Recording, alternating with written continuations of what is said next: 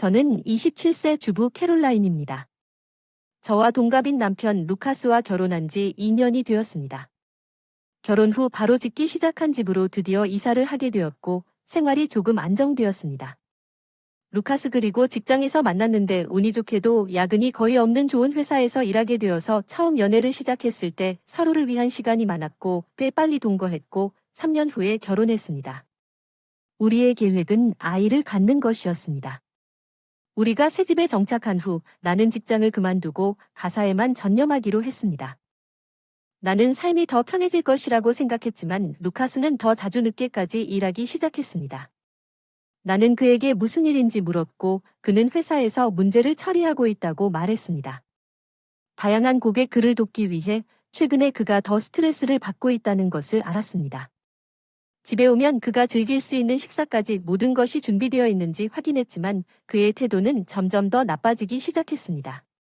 그는 때때로 왜 같은 식사를 하냐고 소리치곤 했습니다. 내가 피곤해서 집에 오는 거 알면 술이랑 안주 좀 준비해야지. 루카스의 옆모습을 본 적이 없어서 사과하고 다음에 그가 원하는 것을 준비하겠다고 약속했는데 정말 일이 맞는지 궁금하지 않을 수 없었다. 루카스가 휴일에 일을 점점 더 많이 하기 시작하면서 사람들을 이렇게 열심히 일하도록 강요할 거라고는 생각도 못했어요. 회사에 확인해 봐야겠다고 생각했어요. 내 친구이자 이전 동료인 케이와 초가 근무에 대한 사실을 확인했습니다. 그녀는 캐롤라인이 여기 있었을 때처럼 모두가 정시에 퇴근하는 경우가 거의 없다고 말했습니다.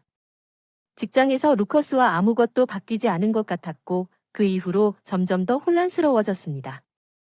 늦은 밤 시간이 줄어들고 점차 올드 루카스가 돌아오니까 너무 깊게 파고들지 않기로 했고 그때부터 스트레스 쌓인 건지도 모른다고 생각하고 늦게 돌아오는 밤도 몇 번 있었는데 아마도 술을 마시고 있었을 거라 생각했다.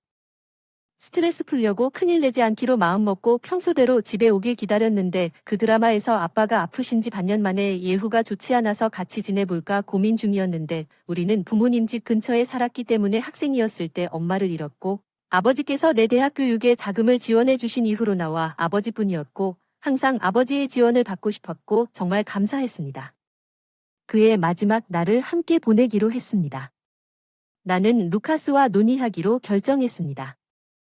우리는 부모님을 위한 미래의 간병 요구를 예상하여 접근 가능하도록 새 집을 설계했습니다. 그래서 나는 자연스럽게 루카스가 아버지를 환영할 것이라고 생각했지만 내가 그 이야기를 꺼냈을 때 루카스는 피를 흘리며 왜 우리가 무엇을 해야 할까요? 아빠를 모셔야 하는데 우리는 아직 아이도 없고 그 전에 아빠를 들여보내고 싶어 하는군요. 그의 거친 말이 나를 놀라게 했지만 아빠에게는 시간이 얼마 남지 않았습니다. 내 목소리가 떨리는 것을 설명하려고 노력했지만 나는 그렇지 않습니다. 내 가족 집이 가까워도 상관없어 그냥 거기로 가면 돼. 그가 나를 해고했기 때문에 우리 가정을 친근하게 돌보게 하는 것이 무슨 의미가 있었는지 나는 그것이 우리 부모님 모두를 위한 것이라고 생각했지만 루카스는 내 부모님을 위한 것이라고 말했습니다. 당신은 나의 것입니다. 아내니까 내 가족을 잘 돌봐야지. 보통 사람들은 자식이 크면 부모님을 돌보기 시작하는데 왜 아빠가 아프면 이렇게 빨리? 우리 부모님도 너 같지 않아서 남에게 부담을 주니 울컥했어. 아버지의 예후를 알게 된 순간부터 눈물을 참았지만 루카스의 잔인한 말은 당신이 울면 나를 망쳤습니다. 나는 상관하지 않습니다. 이혼할 짐 챙기고 나가야지. 루카스 외쳐요. 그래서 필수품만 챙기고 한동안 부모님 집으로 돌아가서 살았어요. 아버지는 걱정하셨지만 루카스는 혼자 괜찮다고 했으니 그러지 말라고 장담했어요. 루카스가 괜찮다고 하면 아빠가 잘 대답하실까봐 걱정돼요. 그럼 다시 아빠한테 가셔야 할 것 같아요. 루카스가 도와주지 않았다는 걸 아빠에게 말할 수가 없어서 그냥 잠시 떨어져 있겠다고 하다가 나중에 몇 주 전에 집에 돌아와서 루카스가 문자를 보냈어요. 커뮤니티 협회 회비에 대한 공지가 있어요. 이번 일요일에 누군가가 회비를 징수할 것 같군요. 처리하고 싶지 않으니 알아서 처리하세요. 그의 말투가 나를 화나게 했지만 나는 잘 지내고 있었습니다. 지역사회 협회 회장과의 계약으로 인해 수집 기간 동안 결석하는 것이 이상해 보였을 것입니다. 지역 사회 회비를 정산한 후 돌아왔습니다. 루커스는 이제 다 끝났으니 부모님 집으로 돌아가세요. 방해가 된다고 즉시 말했습니다. 그래서 나를 다시 보내려고 했지만 몇 주 동안 떨어져 있다가 집에 돌아왔을 때 뭔가 느낌이 났다. 갓 세탁한 옷, 깔끔하게 정리된 접시들, 무엇보다 집이 평소보다 깨끗했다. 청소도 제대로 못하는 루카스. 나는 며칠 동안 집을 비웠는데 물건을 아주 정돈되게 관리하고 있었고 그의 작업용 셔츠가 주름 없이 완벽하게 걸려 있다는 것도 이상하다고 생각했습니다. 루카스 당신은 다리미를 사용해 본 적이 없습니다. 이 셔츠를 어떻게 이렇게 멋지게 구했느냐고 나는 그를 알아보고 물었습니다. 잠깐 눈이 가늘어지고 주위에 아무도 없으면 누군가는 해야 해. 바로 그 사람의 긴장된 에너지를 느끼며 나는 더 밀어붙이기로 결심했다. 정말로 누군가가 여기에 있었던 것 같다. 남편의 눈부심을 무시하고 나는 가장 좋은 곳을 찾으러 화장실로 향했다. 내가 루카스에게 전화를 걸어 화장실 카운터에 있는 긴 머리카락을 가리켰는데 그 머리카락은 루카스의 것이 아니고 내 머리는 밝은 지름길이었습니다. 스트랜드는 길고 검은색이었는데 분명히 우리 머리카락이 아니었습니다. 루카스는 우연히 그의 말을 듣게 되었습니다. 내 옷에 달라붙었는지 아니면 그의 흔들리는 반응을 말하는 것이었는지 더 확실해졌지만 루카스의 구체적인 증거나 고백이 나올 때까지 입을 다물기로 해서 부모님 집으로 돌아갔다. 어느 정도 안정되어 재택근무를 그만두기로 결정했습니다. 이전 직장과는 다른 분야였고 새로 배워야 할 것이 많았지만 아버지도 돌봐야 한다는 점에서 만족스러웠습니다. 이 유연한 직업은 가정의 생명의 은인이었습니다. 엄마를 도우러 와라. 엄마가 자기 부모를 걱정하지 말라는 그 모든 말에 무슨 일이 일어났는가 확실히 나는 그의 요청을 들어줄 생각이 없었다. 왜 내가 도와야 하느냐 너희 부모님은 부담이 되지 않을 것이라고 말했고 내가 차갑고 무감각한 문자로 대답했다는 것을 기억하라 바로. 전화해서 어서 갑작스러운 상황이니까 조금만 돌봐주면 안 될까? 나는 아버지 챙기느라 바빠서 날 쫓아낸 게 너 아니었어. 지금 무슨 소리를 하는 거야? 그리고 전화 또 끊었어 말도. 안 되는 소리 그만해. 계속 집에 피하면 안 돼. 조만간 내가 필요할 거야. 그냥 벌써 돌아와. 한숨 쉬기 전보다 더 미친 소리를 했어. 내가 대답했어. 너 없이도 잘 지낼 수 있어. 일자리를 찾았어. 그리고 다음 날 또 전화를 끊었어요. 루카스가 부모님 집에 나타났어요. 저희 부모님은 저와 함께 이사하실 예정이고 엄마는 아빠가 퇴원하신 후에 도와주세요. 당신이 거기 있으면 괜찮을 거라고 하더군요. 믿을 수가 없었어요. 내 귀에 그 사람 부모님은 계속 나한테 의지할 생각이었는데 나한테 떠나라고 한 건 루카스였어. 미안하지만 내가 돌봐줄 수가 없어. 네 집이니까 내가 하는 게 아니지. 접근 가능하게 만들었습니다. 그를 해고하려고 했지만 마침내 그는 물러서지 않았습니다. 이제 충분히 했고 이제 수리한 이혼 서류를 그에게 보여주었습니다. 내가 당신 부모님을 돌볼 이유가 없습니다. 거기 무슨 일이세요?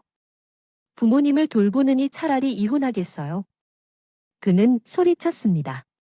나는 이전에 얻은 유죄 사진 몇 장을 그에게 보여주었습니다. 캐시의 전 동료가 나에게 이것을 보냈습니다. 그녀는 당신이 집에 늦게 오는 것을 알아차리고 당신을 확인했습니다. 젊은 여자들이 당황해서 붙잡았지만 헤어날 수가 없었어요. 이혼에 대해 위자료를 청구할 테니 바로 그때 주차장에 있는 차에서 목소리가 들렸어요. 그 사람은 그의 어머니 올리브 루카스예요. 빨리 캐롤라인을 데려오세요. 나 저녁 식사를 도와줄 그녀가 필요한 것 같아요. 올리브는 이미 이사를 했고 올리브의 목소리를 듣고 루카스가 강제로 나를 데려오도록 했습니다. 나는 루카스에게 이 증거를 엄마에게 보여주면 내가 루카스 빨리 돌아오지 않는 이유를 이해하게 될 것이라고 말했습니다. 그 사람이 나한테서 훔쳐간 사진을 주머니에 넣었어. 그만해. 이런 짓은 안 할 텐데. 그 사람 눈물이 글썽거릴까. 너 때문에 나를 이렇게 만든 거. 그리고 나한테 또 찍은 사진이 있는데 두 번째 사진에서 플래시를 터뜨린 다음 향하기 전에 올리브가 오랫동안 앉아있던 차 안 봐요. 올리브. 저는 방금 루카스가 모두를 돌보라고 자원봉사를 하려던 참이었습니다.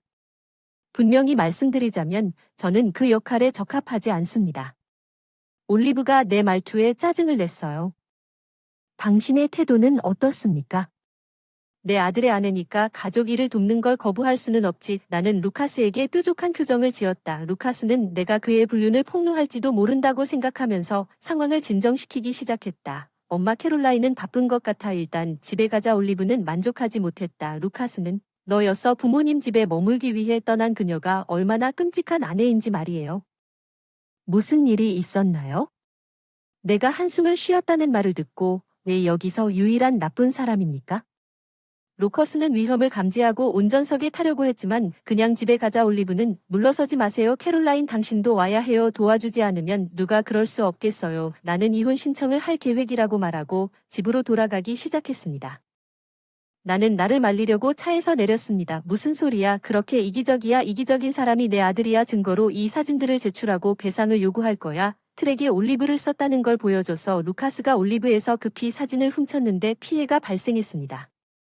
올리브는 루카스와 대면했지만 그는 침묵을 지켰고 우리가 괜찮다면 변명할 수 없었습니다.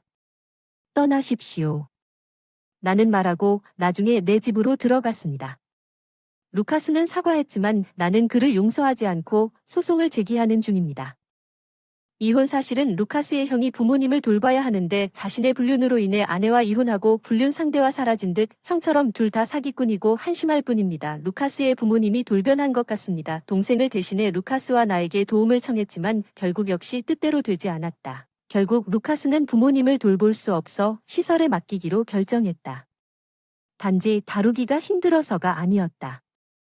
혼자 바람피던 여자가 내가 지금 여기 산다고 해서 내 부모님이 이사를 못 오셔서 부모님이 선호하는 시설을 요구하셔서 루카스는 만족할 만한 곳을 찾았지만 입원비와 계속적인 비용이 부담스러워서 그가 더 열심히 일하기로 결심했기 때문에 수수료가 꽤 가파르게 나타났습니다. 그의 회사가 그 불륜에 대해 알게 되었고 그는 직장을 그만둬야 했습니다. 이제 그는 자신이 낳은 여자와 아이가 있다는 사실이 밝혀지면서 미친 듯이 다른 일자리를 찾고 있습니다. 앞으로의 육아비, 나를 위한 보상금, 부모님 시설비 등으로 어려움을 겪고 있는 그에게 아무런 동정심을 느낄 생각도 없었습니다. 변호사에게 그 여자 회사에 불륜 신고를 하게 했더니 그 사람이 그랬던 것 같습니다. 나도 해고됐고 그 상황을 아는 동료들이 따뜻하게 맞아줬어요. 엄마가 퇴원한 뒤 어릴 적 집에서 아빠와 함께 평화로운 삶을 누리고 있어요. 당신은 그 사람을 돌볼 사람이 될 거예요. 우리는 가족인 게 분명해요. 내가 시어머니를 돌보기를 거부하자 그 사람은 저에게 이혼 서류로 위협했어요. 그렇게 하지 않으면 가난한 미혼모가 되고 싶나요? 그러면 하라는 대로 하지 마세요. 더 이상 참을 수 없어요. 이 인생은 이제 끝났으니 지켜보세요. 후회하게 만들게요. 제 이름은 캐서린이에요. 저는 43살입니다.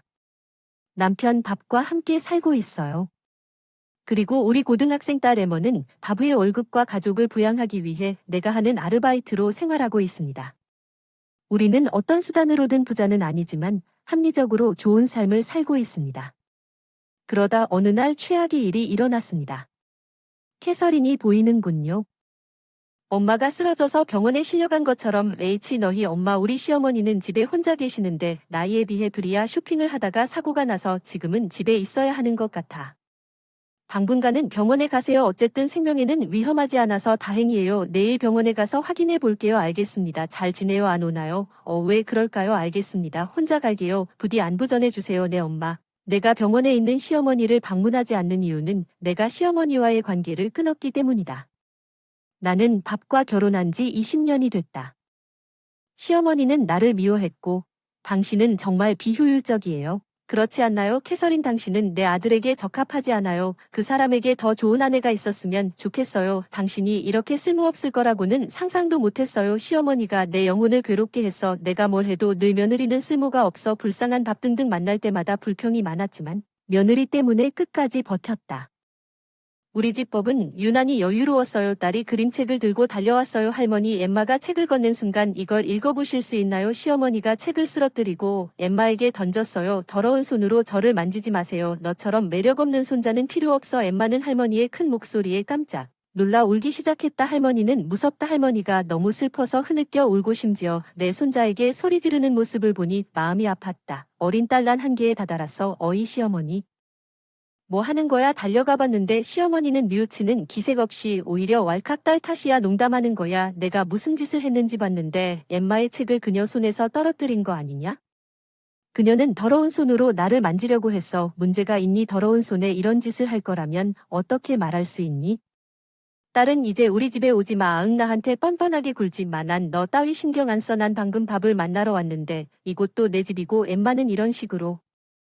어리석은 변명을 하지 마. 시어머니가 크게 말다툼을 하다가 밥은 당황해서 둘 다 그만하라고 하고 시어머니는 경고도 안 하고 결국 투덜거리며 집에 갔지만 이것이 내가 할 수 있는 마지막 지푸라기였다.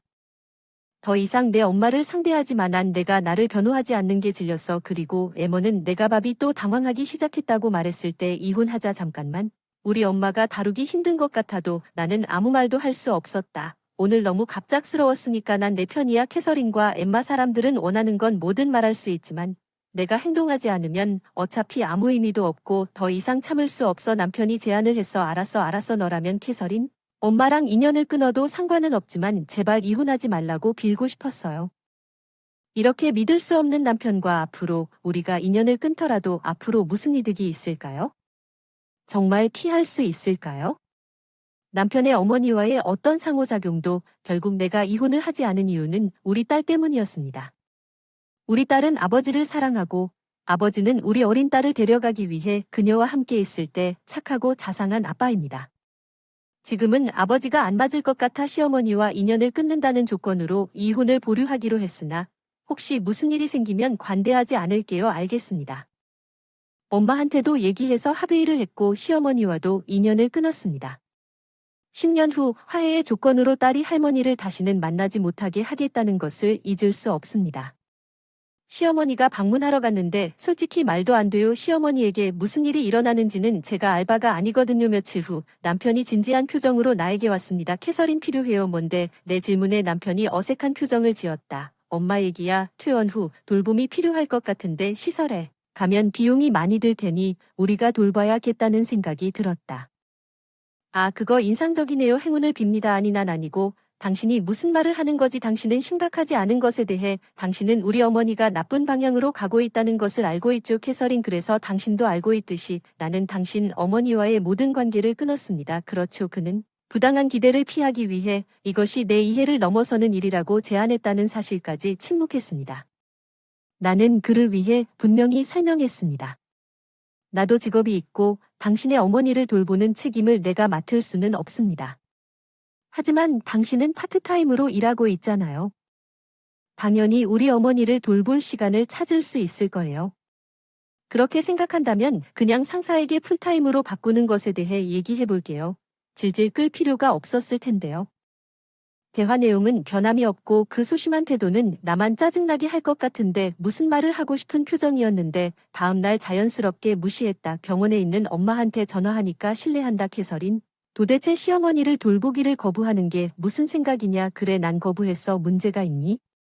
내 차분한 대답에 전화를 통해 그녀의 기괴한 비명소리가 들려왔다. 문제 웃기지 마. 어떻게 감히 거부할 수 있겠는가? 내가 필요할 때 나를 돌봐줘. 물론 난 당신을 차단했습니다.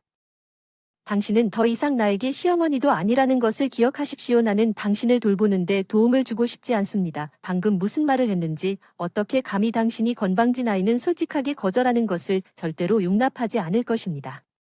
그냥 전화를 끊는 것이 번거로울까 생각했지만 지금 단호하게 거절하지 않으면 아마 계속 전화를 할 것입니다.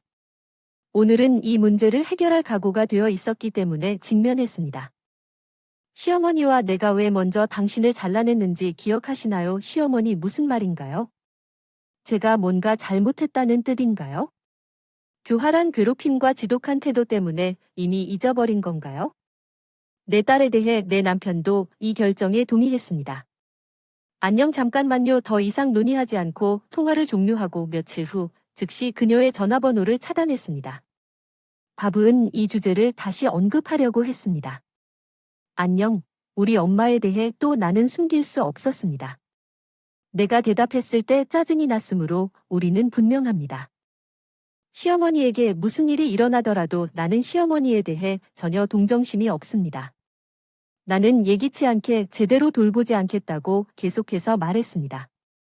그녀의 정상적으로 순응하는 남편이 총에 맞았습니다. 주저없이 돌아오지 말고 엄마를 돌봐줄 테니 기대해. 뭔 말인지. 나는 소원해진 시어머니와 아무 관계도 하고 싶지 않다고 거듭 말했다. 새 걸음을 딛고 모든 걸 잊어버린 닭은 반응이 아니지. 그렇지, 돌봐주지 않겠다고 내가 반항적으로 반격한 걸 기억해. 하지만 남편은 내가 아무리 논쟁을 해도 오늘은 달라졌다. 며칠 전에 시어머니가 전화로 생각나셨나 봐요. 아마 나중에 시어머니가 마음의 일부를 주셨을 거예요. 어차피 당신이 우리 엄마를 돌볼 거잖아요. 전 가족이 그랬던 게 당연하지 않나요? 그렇죠. 그때는 내 엄마와의 인연을 끊으려는 게 내 생각이었다는 걸 기억해. 우리 엄마는 이제 약해졌고 지금은 상황이 달라졌어. 엄마는 이번 후만큼 활력이 없는데도 여전히 어린애처럼 얘기하고 있어. 우리가 왜? 지금 이 상황은 그 빌어먹을 시어머니의 유치한 괴롭힘 때문이고, 통화 내용에 따르면 내 어머니는 꽤 예뻐 보였다. 이제 알았어. 엠마는 내년에 대학생이 될 거야. 너는 파트타임으로 지금 나와 이혼하면 살아남을 수 없을 거야. 당장 마음에 들지 않으면 내 감정을 고려하지 않은 남자가 시키는 대로 해라. 우리 딸을 지렛대 차마 나를 위협하다. 난 이런 사람과 결혼을 계속할 수는 없다. 불가능하다고. 확신한 순간 남편에 대한 마음이 금세 사라지는 걸 느꼈다. 이쯤이야 끝낼 거라 생각했어야. 듣고 있나요? 방금 전까지도 화났는데 이혼이 현실이라니 겁이 나나요? 내 남편이 나를 내려다보며 웃으며 내 딸이 방에 들어왔을지도 모르죠. 우리가 다투는 걸 들었나 봐요. 목소리가 커졌는데 무슨 일이 일어나고 있는 걸까요? 내 남편 에머도 시작했지. 5시간이 지나면 할머니의 간병도 도와주게 될 텐데 뭐 왜 당연하지. 그 사람은 내가 사랑하는 할머니지. 적어도 간병은 도와줄 수 있을 텐데 믿을 수가 없어. 그들은 다시 생각하지도 않고 내 딸에게 내 시어머니의 돌봄을 OS로 암시할 것입니다. 나는 너무 화가 나서 최대한 빨리 이혼 서류에 서명했습니다. 당신은 무엇을 하고 있습니까? 캐서린, 내가 서명하는 것이 분명하지 않습니까? 이혼 서류 다 끝나면 제출할게. 어쩌면 그 사람은 내가 그렇게 쉽게 이혼에 동의할 거라고는 예상하지 못했을 거야. 밥은 당황하기 시작했어. 이미 내 말은 들었니? 우리가 이혼하면 힘든 건 상관없어요. 당신과 계속 지내는 것에 비하면 상관없어요. 이혼 서류를 손에 들고 어떤 어려움도 견딜 수 있을 것 같아요. 나는 떠날 준비를 시작했고 아마도 남편이 마지막 단계를 밟는 상황에 무감각했을 것입니다.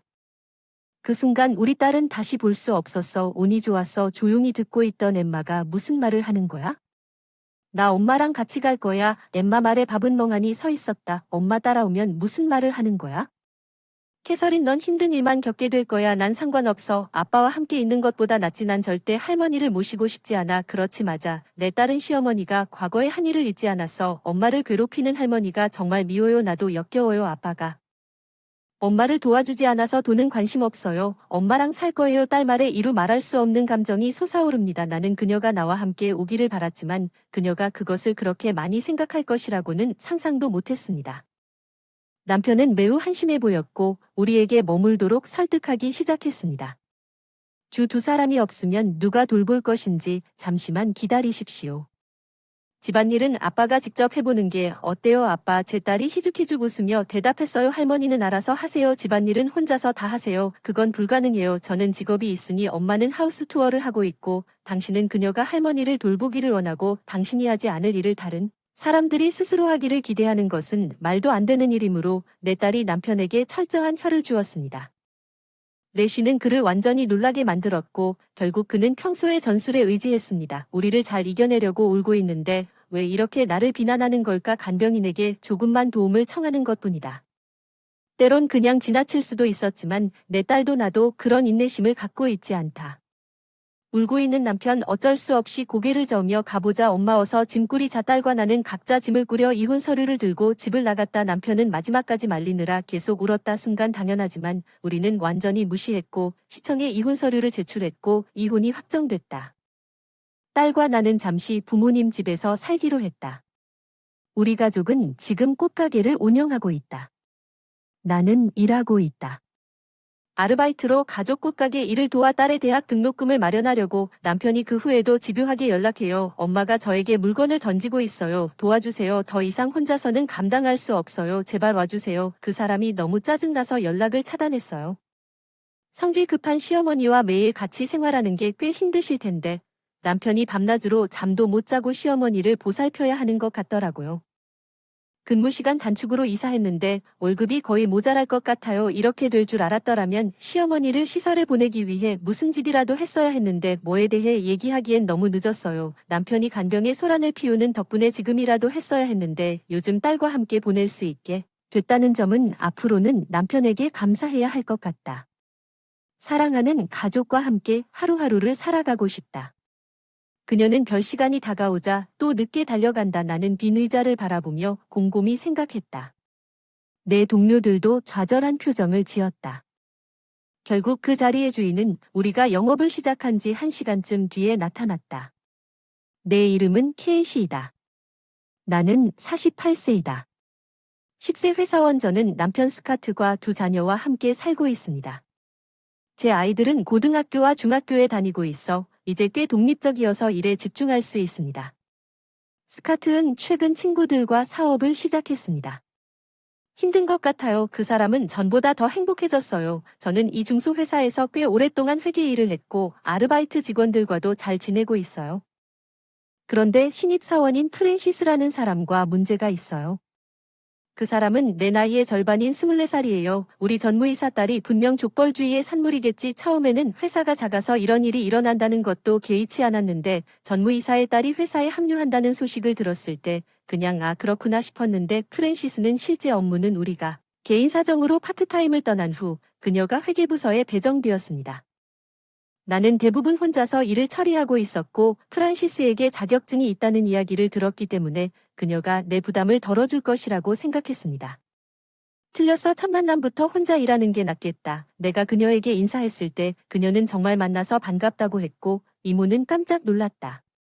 그녀는 관심이 분산되었을 뿐만 아니라 대담하게 나를 렌트라고 불렀다.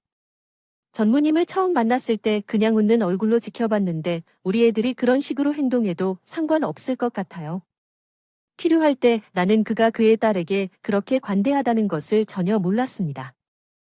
그는 아마도 그녀가 프란시스와 맞서면 그를 화나게 할 뿐이라고 생각했을 것입니다.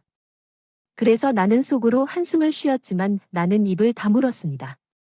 나는 그녀를 훈련시킬 의무가 있으므로 계속해서 그녀에게 설명했습니다. 과제를 했는데 프란시스가 듣지 않았어. 나는 이 모든 것을 한꺼번에 기억하지 못한다고. 그녀는 듣기도 포기했다고 말했다. 나는 짜증을 억제하고 그녀에게 소위 자격증에 대해 물었습니다. 나는 당신이 일종의 자격증을 가지고 있다고 생각했습니다. 내 생각에는 그것이 무엇입니까? 어쩌면 그것을 바탕으로 그녀의 업무를 할당할 수도 있겠지만 그녀의 대답은 내가 회계 사무원이라는 것이었습니다. 분명히 그녀는 직업 고등학교에 다녔고 거의 무의식적으로 자격증을 받았습니다.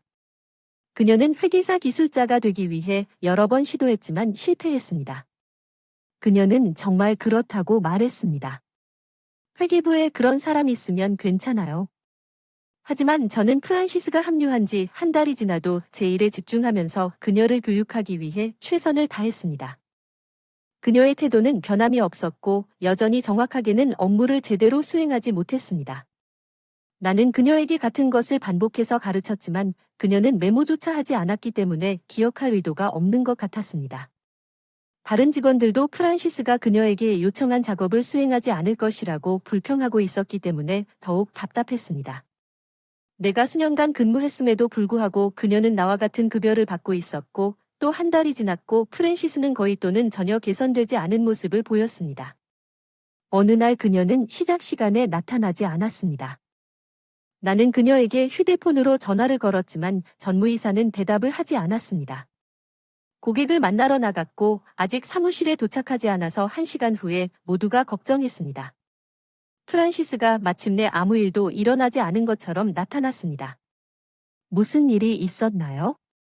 그녀에게 늦을 것 같으면 적어도 사무실에 알려야 합니다. 프랜시스는 우리 주변의 모든 사람들에게 무심코 괜찮다고 대답했고 윤어전은 그때부터 프랜시스가 가족과 함께 살았을 것으로 추정되지만 많은 밤을 밖에서 보냈음에도 불구하고 더 자주 지각하기 시작했습니다. 전무이사도 몰랐던 사실. 전무이사가 들어와도 늦는 경우가 있었는데 오늘 늦었구나 하고 다른 사람들 다 놔두고 프란시스를 상대하느라 스트레스가 계속 쌓였다고만 하더라. 여러 가지 방법으로 사건이 발생했다. 또 지각했다. 전무이사도 모르고 또 밤을 지낸 줄도 모르고 애인 집에 머물렀던 것 같다. 시작 시간이 오고 갔더니 그 사람이 없어 다시 휴대폰에 전화를 걸었다. 하지만 예상대로 그녀를 무시하면 이 시점에서 대답이 없습니다. 제 동료 디너는 분명히 좌절했다고 말했습니다. 마침내 프랜시스는 1시간 이상 늦게 도착했습니다. 그녀는 인사도 없이 책상에 앉아 아무 일도 없었던 것처럼 화장을 시작했습니다.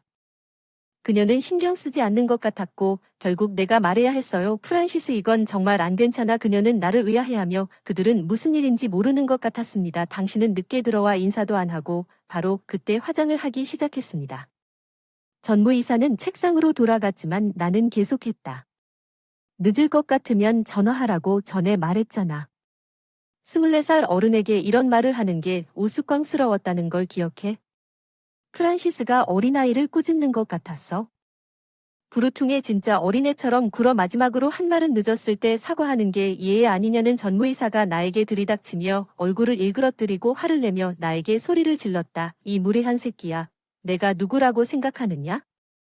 당신은 해고야. 난 거의 알 수 없었지만 혀를 움켜쥐고 초조한 시선이 방 전체에 퍼졌어. 물론 사장은 편리하게도 부재 중이니까. 사장은 로드에게 상무이사들에게 불만을 품고 시작하기에는 별로 믿을 수 없는 사람이야. 내 동료 디나가 말했어. 잠깐만. 케이시는 여기에서 아무 말도 하지 않았습니다.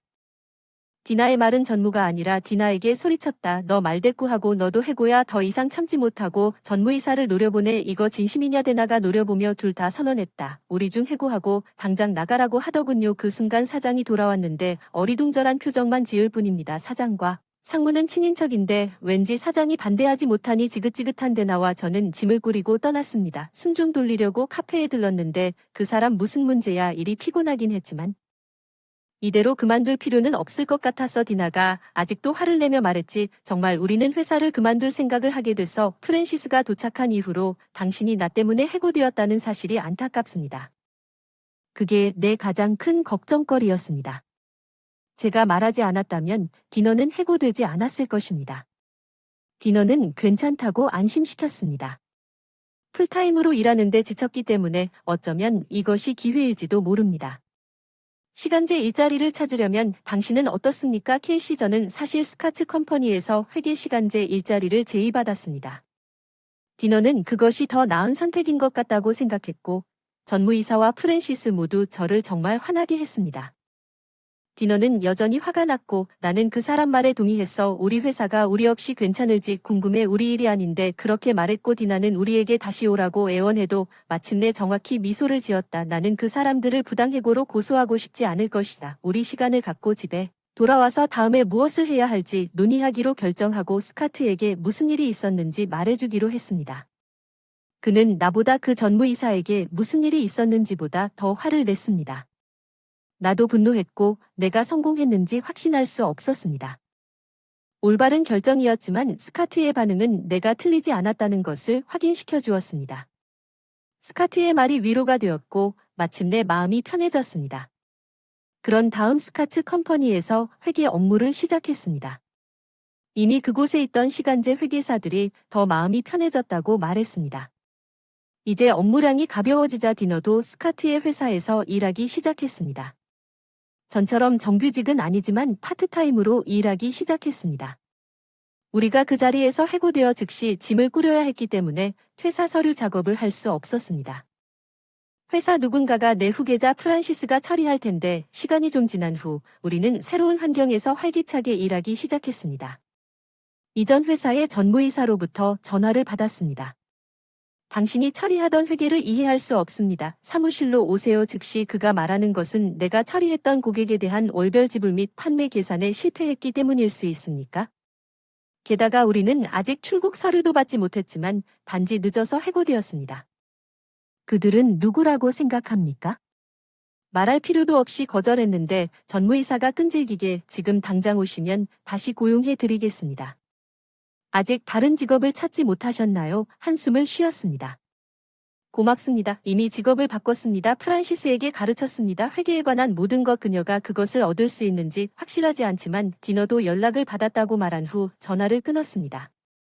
디너가 자신의 계정을 처리하지 않으면 사업을 중단하겠다고 말한 고객이 여러 명 있었는데 전무이사가 오만하게 그녀에게 재고용을 제안했습니다. 글쎄, 그는 디너가 단지 여성 영업사원이고 업무를 처리할 능력이 없다고 생각하여 과소평가했지만 그녀가 귀중한 직원이라는 것이 밝혀졌습니다.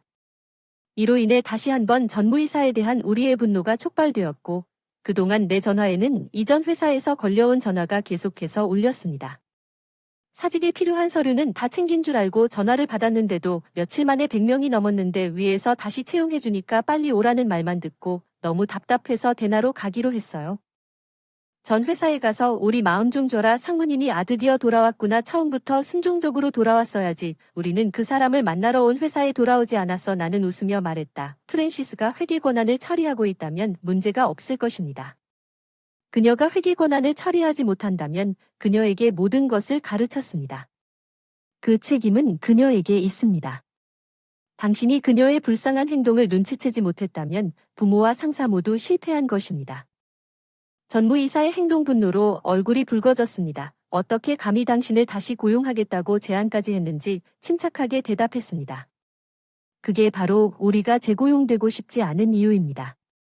사실 우리는 그만둘 것을 고려하고 있었지만 그는 완전히 충격을 받은 것처럼 보였습니다. 내가 무슨 일을 했는지 프란시스가 책임감 있는 어른처럼 행동하기 시작했습니다.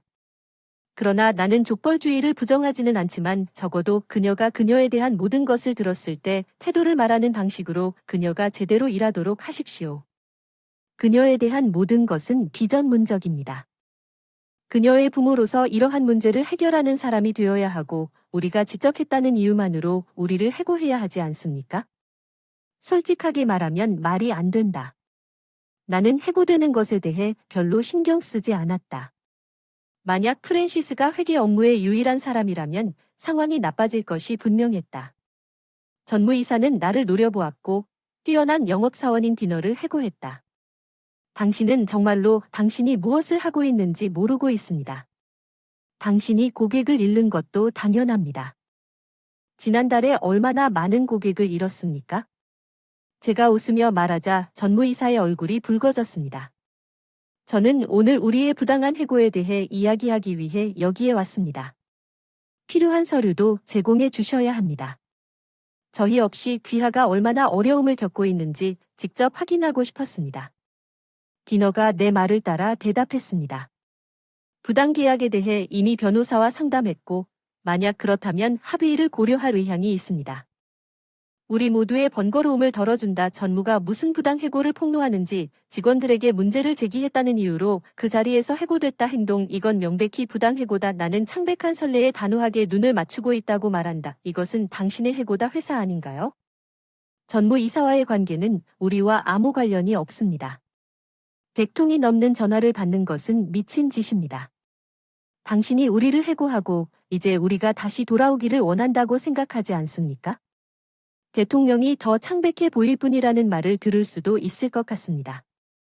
대통령님은 이전에 회계 업무를 해오셨지요. 나머지는 당신이 처리하실 것이라 믿습니다. 디나 그리고 더 이상 논의할 필요가 없다고 판단하고 떠나려고 합니다. 나머지는 변호사에게 맡기고 일정 시간이 지난 후 회사를 퇴사합니다. 변호사를 통한 화해 요청을 받고 부당해고 피해자로 인정되어 미지급 임금, 퇴직금, 합의금을 받기로 합의했습니다. 시장 가격보다 높아 마침내 회사에 대한 복수를 한 것 같아 기뻤습니다.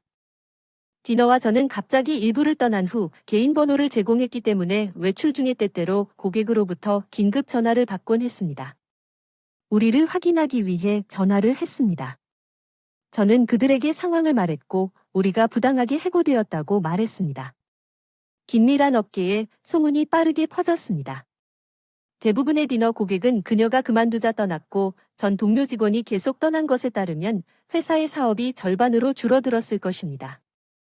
회사는 고객으로부터 불만을 받고 있었고 사장과 전무이사는 이를 계속하려고 애쓰는데 압도당했습니다. 프랜시스는 관리할 수 없었기 때문에 전 회계 사장의 아내가 개입해야 했습니다. 그녀는 매우 엄격한 사람이었고 프랜시스는 어려움을 겪고 있었습니다. 매일 울고 6개월 뒤에 회사가 부도나서 다행일지도 몰라요. 어느 날 역 근처 슈퍼마켓에서 전무이사로 보이는 분이 옷을 입고 있는 걸 쳐다볼 수밖에 없었어요. 슈퍼마켓 교복을 입고 점장으로 보이는 청년에게 호통을 치는 모습 마치 슈퍼마켓에서 아르바이트를 하고 있는 듯한 모습 다른 일을 구하지 못해 한때 섹시했던 청년의 아이러니에 웃음이 나지 않을 수 없었다. 전무님이 어린 사람한테 혼나서 멀리서 눈이 마주치고 고개를 끄덕였는데 당연히 무시했지만 그 슈퍼에 자주 다니기 때문에 갈 때마다 제가 생각한 것 때문에 혼나는 전무님을 찾아다닙니다. 그는 유능했지만 나중에 디너에게서 알게 되었는데 그런데 내가 디너에게 슈퍼마켓에 대해 이야기했을 때 그녀는 호기심 때문에 그곳으로 가기 시작했고 전무이사가 슈퍼마켓의 매출에 기여하는 방식으로 단골 고객이 되었습니다. 그래서 그는 결국 유능하지만 그는 항상 디너에게 소리를 지르고 저는 스카치 컴퍼니에서 계속 행복하게 일하고 있습니다. 스카트는 심지어 우리 작업으로 인해 회사 매출이 증가했기 때문에 안도감을 느낀다고 말했습니다. 우리 둘 다 스카트이 우리를 위해 저녁 식사를 대접하기를 기대하고 있습니다. 다가오는 생일 제 이름은 켈리이고 62세입니다. 어바인에 있는 아파트에서 혼자 살고 있습니다. 어머니는 제가 태어난 직후 이혼하여 미혼모 가정에서 자랐습니다. 다행히 이혼 후 아버지가 저에게 적절한 지원을 해주셨고 꽤 유명한 회사에 입사하고 상사의 소개로 중매 결혼을 하게 되고 얼마 지나지 않아 아들이 태어나서 함께 즐거운 시간을 보내다가 남편이 갑작스럽게 세상을 떠나게 되면서 대학에 입학할 때까지 돌봐주셨습니다. 아들이 일을 시작한 직후에 병이 들었습니다. 아들의 이름은 마이크입니다. 어렸을 때 나를 돌봐주던 정직한 아이였지만 대학에 입학하면서 성격이 변하기 시작했습니다. 남편이 죽은 뒤 이기심이 더욱 심해져서 저에게 이런 말을 하더군요. 이제 혼자니까 날 내버려 두세요. 그 사람이 더 믿음직스러워졌다고 말하고 싶지만 제가 나이가 들어서 조금 외로워서인지 궁금합니다. 제 아들이 그의 고객인 사장의 딸과 결혼하게 되었습니다. 사업상의 지인으로 만난 그녀의 가족은 부유한 집안인 것 같고 처음에는 미혼모 가정의 아들을 무시했지만 아버지는 요즘 가족 이야기를 하는 것은 시대착오적이라고 하셨습니다. 결혼식을 위해 처음으로 그녀의 부모님 집을 방문했습니다. 그 규모와 웅장함에 놀랐습니다. 그 후 제가 살고 있던 집을 아들에게 주고 남편의 유산으로 구입한 새 아파트로 이사했습니다. 그것은 어바인이지만 저는 그 집을 좋아합니다. 교회의 평화로움과 고요함 아들의 아내는 노부부의 딸 같은 성품을 가지고 있었습니다. 그녀는 나를 무시하는 것 같았습니다. 도시의 작은 아파트에 사는 이혼녀 그녀는 나를 펜션에 사는 가난한 사람이라고 생각하는 것 같았습니다.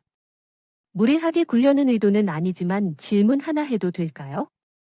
예, 무슨 일입니까? 재정적인 문제가 있는 것 같아 걱정됩니다. 걱정해 주셔서 감사합니다. 하지만 저는 괜찮은 생활을 할 수 있었습니다. 우리 가족은 잘 알려져 있고 우리 아버지는 유명 가구 회사의 사장이시고 CEO이십니다. 무슨 말인지 아시겠습니까? 가족 자랑을 하는 것이 당연한 일인 것처럼 말했는데 경제적 지원을 받을 수 있을 것이라고 생각하십니까? 솔직하게 말씀드리자면 우리 돈이 당신의 생활비로 들어가는 걸 원하지 않아요. 그녀는 내가 자기 가족에게 짐이 될 가난한 여자라고 믿고 있어요. 지금은 생각해 본 적도 없는데 아마 지금은 아니겠지만 당신은 그러지 않을 거예요. 당신은 그 사람이 어떤 교육을 받았는지 궁금하네요. 글쎄 당신의 관대함에 대해 정말 감사합니다. 하지만 그것에 대해 걱정할 필요는 없습니다. 하지만 고기는 아니고 당신은 매우 형편없는 식습관을 가졌지 않습니까? 그 사람은 내 겸손을 무시했다고 말했지만 나는 가난하지 않았습니다. 간신히 그녀에게 대답했습니다. 어떻게 가난하다고 정의하는지 모르겠지만 우리는 가난하지 않았습니다. 서 있는 내 아들. 근처에서 유난히 내 편을 들어줬는데 야채와 생선밖에 없어서 형편없어 보여요. 이 야채 국은 즉석 두부와 김으로 만든 거예요. 그 오만함은 끝이 없었어요. 나는 기성품을 안 만들어요. 내가 직접 만들어요. 너무 화가 나서 반박했어요. 화가 났지만 엄마 가족의 고기 요리는 훌륭해요. 팜스프링스에는 많은 브랜드의 엘리트 쇠고기가 있고 저는 지금 그 쇠고기의 열렬한 팬입니다. 제 아들이 무슨 생각을 하는지 이해하지 못했어요. 그나저나 가족은 엘리트 쇠고기 때문에 팜스프링스의 유명한 지역에 살고 있습니다. 엘리트 지역 쇠고기를 잘라주세요. 젓가락으로 자르기 쉽고 입에서 녹습니다. 죄송합니다. 보통은 가장 좋은 것을 먹습니다. 꽤 비싸서 그렇습니다. 당신을 위해서가 아니라 그녀는 입에 손을 얹고 낄낄 웃었습니다. 그런 일을 거의 잊은 어느 날 나는 그녀를 비웃지 않을 수 없었습니다. 나는 여름이 끝났기 때문에 안나의 부모님 집에 초대받았습니다. 몇 명의 관광객이 오고 싶은지 물었습니다. 이번에는 아들의 생각이었습니다. 저는 아무런 계획도 없었고 초대임에도 불구하고 팜스프링스를 방문할 기회가 없었기 때문에 초대를 수락했습니다. 어바인 노포를 선물로 드려요. 걱정하지 마세요. 많이 먹어서 질리지만 왔으니 빈정대며 받을 테니까 짜증나지만 여긴 시댁인데 저만 빼고 여러분 적이었습니다. 시댁은 그 어느 때보다 아름다웠습니다. 그들은 정원을 개조하고 잉어가 우아하게 헤엄치는 연못을 만들었습니다. 탄수화물 비용은 약 $10,000만. 숫자는 적지만 양보다 질을 선택했습니다. 아내는 매우 기뻐 보였습니다. 아들과 그의 아내가 저를 근처의 고급 온천 호텔로 초대한 것을 생각나게 되었습니다. 그들의 멋진 온천 시설과 함께 고급 고배 쇠고기에 대한 자부심과 기쁨을 누리고 싶습니다. 평소에 비꼬는 말이 없었다면 더욱 즐거웠고 그러다가 시댁에 가서 고맙다는 인사와 작별 인사를 하고 다 같이 차를 마시던 때도 있었습니다. 이번에는 도와주셔서 정말 감사합니다.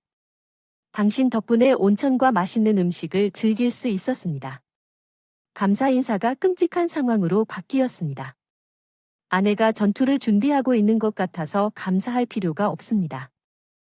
아들은 멋진 가족을 맞이하고 그 사람 어머니 고맙습니다. 정말 감사합니다. 제가 가장 걱정하는 게 당신이라고 말할 생각은 없었지만 당신 집을 보고 걱정이 됐어요. 당신은 연금으로 평범하게 생활할 수 있을 텐데 안 삽니까? 결국에는 돈이 다 떨어져서 부모님 집에 도움을 받으러 오셔야 하지 않겠습니까? 자제해 주시면 감사하겠습니다. 생각해 본 적은 없습니다. 조만간 일어날 수 있는 일이니까 아직 있을 때 알아두는 것이 좋을 것 같습니다. 그녀가 본론에 참여할 수 있었나요? 무슨 뜻인지 정리할 수 있나요? 저는 괴물도 아닙니다. 아들과 마지막으로 좋은 시간을 보내려고 당신을 여기에 초대했습니다. 마음에 들었나요? 네, 즐거웠기 때문에 행복했어요. 너랑 단번에 인연을 끊겠다니 무슨 소리야. 내가 거지가 되면 우리가 많이 불편할 텐데 내가 남의 거지가 되는 게 우리가 더 좋아할 텐데 그러지 않아서 그 말을 반복했다. 그 사람이 무슨 뜻인지 이해한다. 그래서 내가 너한테 우리를 버리라고 하는 거야. 내 이해에 그녀는 안심했습니다. 걱정하지 마세요. 나는 이미 당신의 돌아오는 여행을 위해 버스 박람회를 준비했습니다. 안녕. 그럼 그녀는 끝까지 냉소적으로 계속했습니다. 어쨌든 나는 당신이 이번에 해준 것에 대해 감사하고 싶습니다. 정말 많이 감사합니다. 그 멸시하는 말을 남기고 어바인으로 돌아왔습니다. 나는 내 아들과 그의 아내가 나에게 한 일에 분노했지만 아무런 조치도 취하지 않았습니다. 그 후 고통을 주려는 시도로 나는 내가 좋아하는 도시인 비벌리 힐스로 여행했습니다. 나는 보내는 것을 중단했습니다. 그 이후로 나는 아버지 주식 배당금의 일부를 용돈으로 아들에게 주고 있었는데 아들이 나와 거리를 두겠다고 하니까 그만둘 수밖에 없었다. 그에게 돈을 주었지만 나는 우리 관계가 끊어졌기 때문에 더 이상 그를 지원하지 않겠다는 말을 거부했습니다. 분명히 그는 내가 그에게 돈을 보냈다는 것을 그의 아내에게 알리지 않는 것 같습니다. 안나가 그의 지갑을 들고 있었고 분명히 그는 애니메이션 상품에 나에게서 돈을 쓰고 있었습니다. 결혼한 후 안나는 자신의 소중한 재산을 모두 버리고 점차 다시 수집하기 시작했습니다. 그 후 안나의 아버지는 기절하셨고 다행히 살아남으셨지만 뇌졸중으로 인해 일을 계속할 수 없게 되었다고 들었습니다. 그리고 내 아들과 그의 아내는 지사와 사장을 맡았습니다. 며느리 집안은 꽤 부유한 편이지만 아들 부부가 회사를 물려받은 이후로 회사 경영이 공격적이고 평판이 좋지 않았습니다. 회사가 문을 닫아 거래가 중단되었습니다. 평소라면 며느리의 아버지였기 때문에 만나러 갔을 텐데 연락이 끊겨서 만나지 못했습니다. 안나는 그 아버지와 성격이 비슷합니다. 그래서 아마 그녀도 똑같이 행동할 것 같지만 사업적 통찰력이 별로 없는 것 같아요. 통찰력 나는 그녀가 이기적이고 남을 무시하기 때문에 그녀의 미래가 걱정되었습니다. 회사 매출은 예상대로 떨어졌고 새로운 그녀가 시작한 사업은 실현되지 않았고 고급 가구에 대한 심층적인 판매만 남았습니다. 회사의 주력은 계속 부진했고 앞으로 회사 전체가 돈을 잃을 것이 분명했습니다. 걱정했지만 기다리기로 결정했습니다. 무슨 일이 일어났는지 보세요. 회사는 이사회 전체를 교체하는 대대적인 조직 개편을 실시했습니다. 새 사장이 된 아들은 본업을 축소하고 새로운 부서를 신설할 것을 요구했습니다. 구체적인 내용은 잘 모르겠지만 회사의 최대 주주인 안나가 결정한 것 같습니다. 아들이 대표이사인데 눈에 띄지 않은 것 같습니다. 확실히 그녀의 행동이었으나 이것이 큰 실패로 본업의 매출이 급락하고 신사업부의 실적이 기대에 훨씬 못 미쳤다. 회사 실적이 악화되고 회사를 포기한 직원들이 점점 사직하기 시작하면서 회사의 생존이 의심되면서 주가가 크게 떨어졌다. 주가를 지켜봤는데 배당금이 계속 떨어졌다. 더 이상 지급을 받지 않았으며 분기별 보고서와 주식회사의 전반적인 의견은 우울했습니다. 주식이 상장 폐지되면 회사가 곧 상장 폐지될 수 있습니다. 시장에서 주식을 사고 파는 것이 불가능할 것이며 자금 조달이 극도로 어려울 것입니다. 은행은 연장할 가능성이 없습니다. 대출이므로 유일한 선택은 보유 자산을 청산하는 것입니다. 그녀의 부모는 여러 지역 숲과 기타 부동산을 소유하고 있지만 여전히 시골 지역에 있기 때문에 선택의 여지가 없었기 때문에 가치가 높을 것으로 예상되지 않습니다. 그런데 팔려고 하니 그들과 단절되어 신경 쓰지 못하고 아들 부부가 전과 다름없이 생활하다가 무슨 이유에서인지 여러 번 연락을 했으나 연락이 없어서 무시했습니다. 필요 없던 시절 비버리 힐즈 관광을 하면서 가을 단풍을 감상할 때가 있었습니다. 올해 버섯은 날씨 탓인지 크기는 작지만 맛은 더 풍부하고 맛도 일품이라 함께 먹으면 마음이 편안해졌습니다.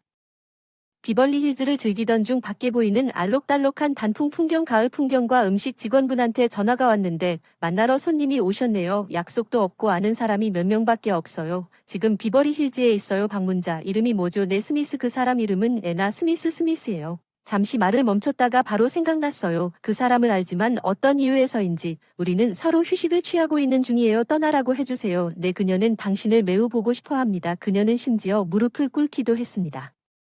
어떻게 해야 할까요? 제가 할 수 있는 일이 없습니다. 그녀를 객실로 보내주세요. 준비가 끝나면 돌아올 것입니다. 나는 방으로 돌아와 옷을 갈아입었습니다. 좀 더 적절한 거 오랜만이야. 가족들을 이해하고 우리 관계를 끊었어. 내가 여기까지 오게 된 계기가 있었는지 전혀 몰랐어. 차분하게 인사를 했어. 오랜만이야. 용서해줘서 너무 고마워. 내가 예전에 너한테 보여준 무례함은 뭐야. 용서하는 게 아니야. 그냥 변덕스럽게 널 보러 온 거야. 오해가 널 생각하기 힘들게. 노노노의 말이 너무 강해서 미안해. 얼굴이 빨개졌다. 초조함과 냉랭한 태도 때문에 당신이 이 맨션을 소유하고 있다고 들었는데 어떻게 이걸 얻었는지 말해줄 수 있나요? 그녀는 어디선가 내 정체에 대해 들었어야 했어요. 돈은 내가 상관할 일이 아니야. 내가 웃으며 그녀를 해고하면서 이것은 내 아버지의 부의입니다. 아버지가 주신 것이라고 말했습니다. 잠시 멈춘 후에 명확하게 말하기로 결정했다고 말했습니다. 아, 당신 아버지가 누구신지 존 스카트. 그는 돌아가셨지만 스콧 트레이딩의 전 대통령이 당신이 전 대통령의 딸이라는 뜻이라는 걸 모르시나요? 이 새로운 폭로로 인해 그녀는 충격을 받았습니다. 자세히 설명하겠습니다. 저는 그의 전 부인의 딸이고 내 이름을 사용합니다. 어머니 성내 이복 동생이 현재 회사의 사장입니다. 어머니는 이미 돌아가셨고 저는 성격이 사업에 적합하지 않기 때문에 스카트 가족과 거리를 두었습니다. 회사 경영을 남동생에게 위임했습니다.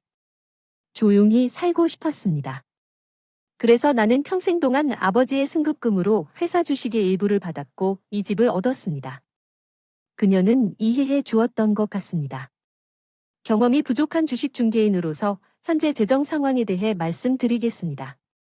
나는 주식을 사지 않습니다. 주식을 팔지만 배당금은 1년에 2번 받습니다. 배당금은 1년에 2번 나에게 지급됩니다. 이 돈으로 처음에는 비용을 충당합니다. 화려한 삶을 살고 싶지 않습니다. 이 집은 형이 관리하고 있습니다. 집에 엄마 스테이션이 있습니다. 그래서 나는 언제든지 여기를 사용할 수 있습니다. 그녀는 거의 말문이 막혔습니다. 그런데 왜 당신은 여기 있습니까? 나는 단지 내가 제대로 버림받았는지 다시 한번 확인하고 싶었습니다. 그렇죠.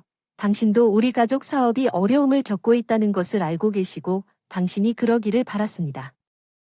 우리를 도와주겠다고 필사적으로 애원했어요. 이게 무슨 소용이냐고 솔직한 표정으로 물었습니다. 아버지 어머니가 아프셨을 때 남편이 사장을 맡았는데 친척으로서 경험이 부족해서 제가 맡는 게 좋을 것 같아서 그렇게 했어요. 나는 여러 가지 방법으로 그를 도왔습니다. 내 아들은 당신이 진정한 권력을 휘두르기 위한 장식품에 불과했다는 뜻인가요? 바로 지금 이 시점에서 말하고 있는 것이 바로 그녀의 기괴한 회피가 소용없다고 결론을 내린 것이 틀림없지만 그녀의 설명은 정확했습니다. 다음 제품은 내가 시작한 변화가 실패했고 우리는 막대한 손실과 기피에 휩싸였고 내가 도울 수 있는 모든 것을 했으니 당신이 나에게 의지했다는 말이군요. 맞습니다. 나는 한숨을 내쉬었습니다. 당신이 나를 원합니까? 도와드리고 싶습니다.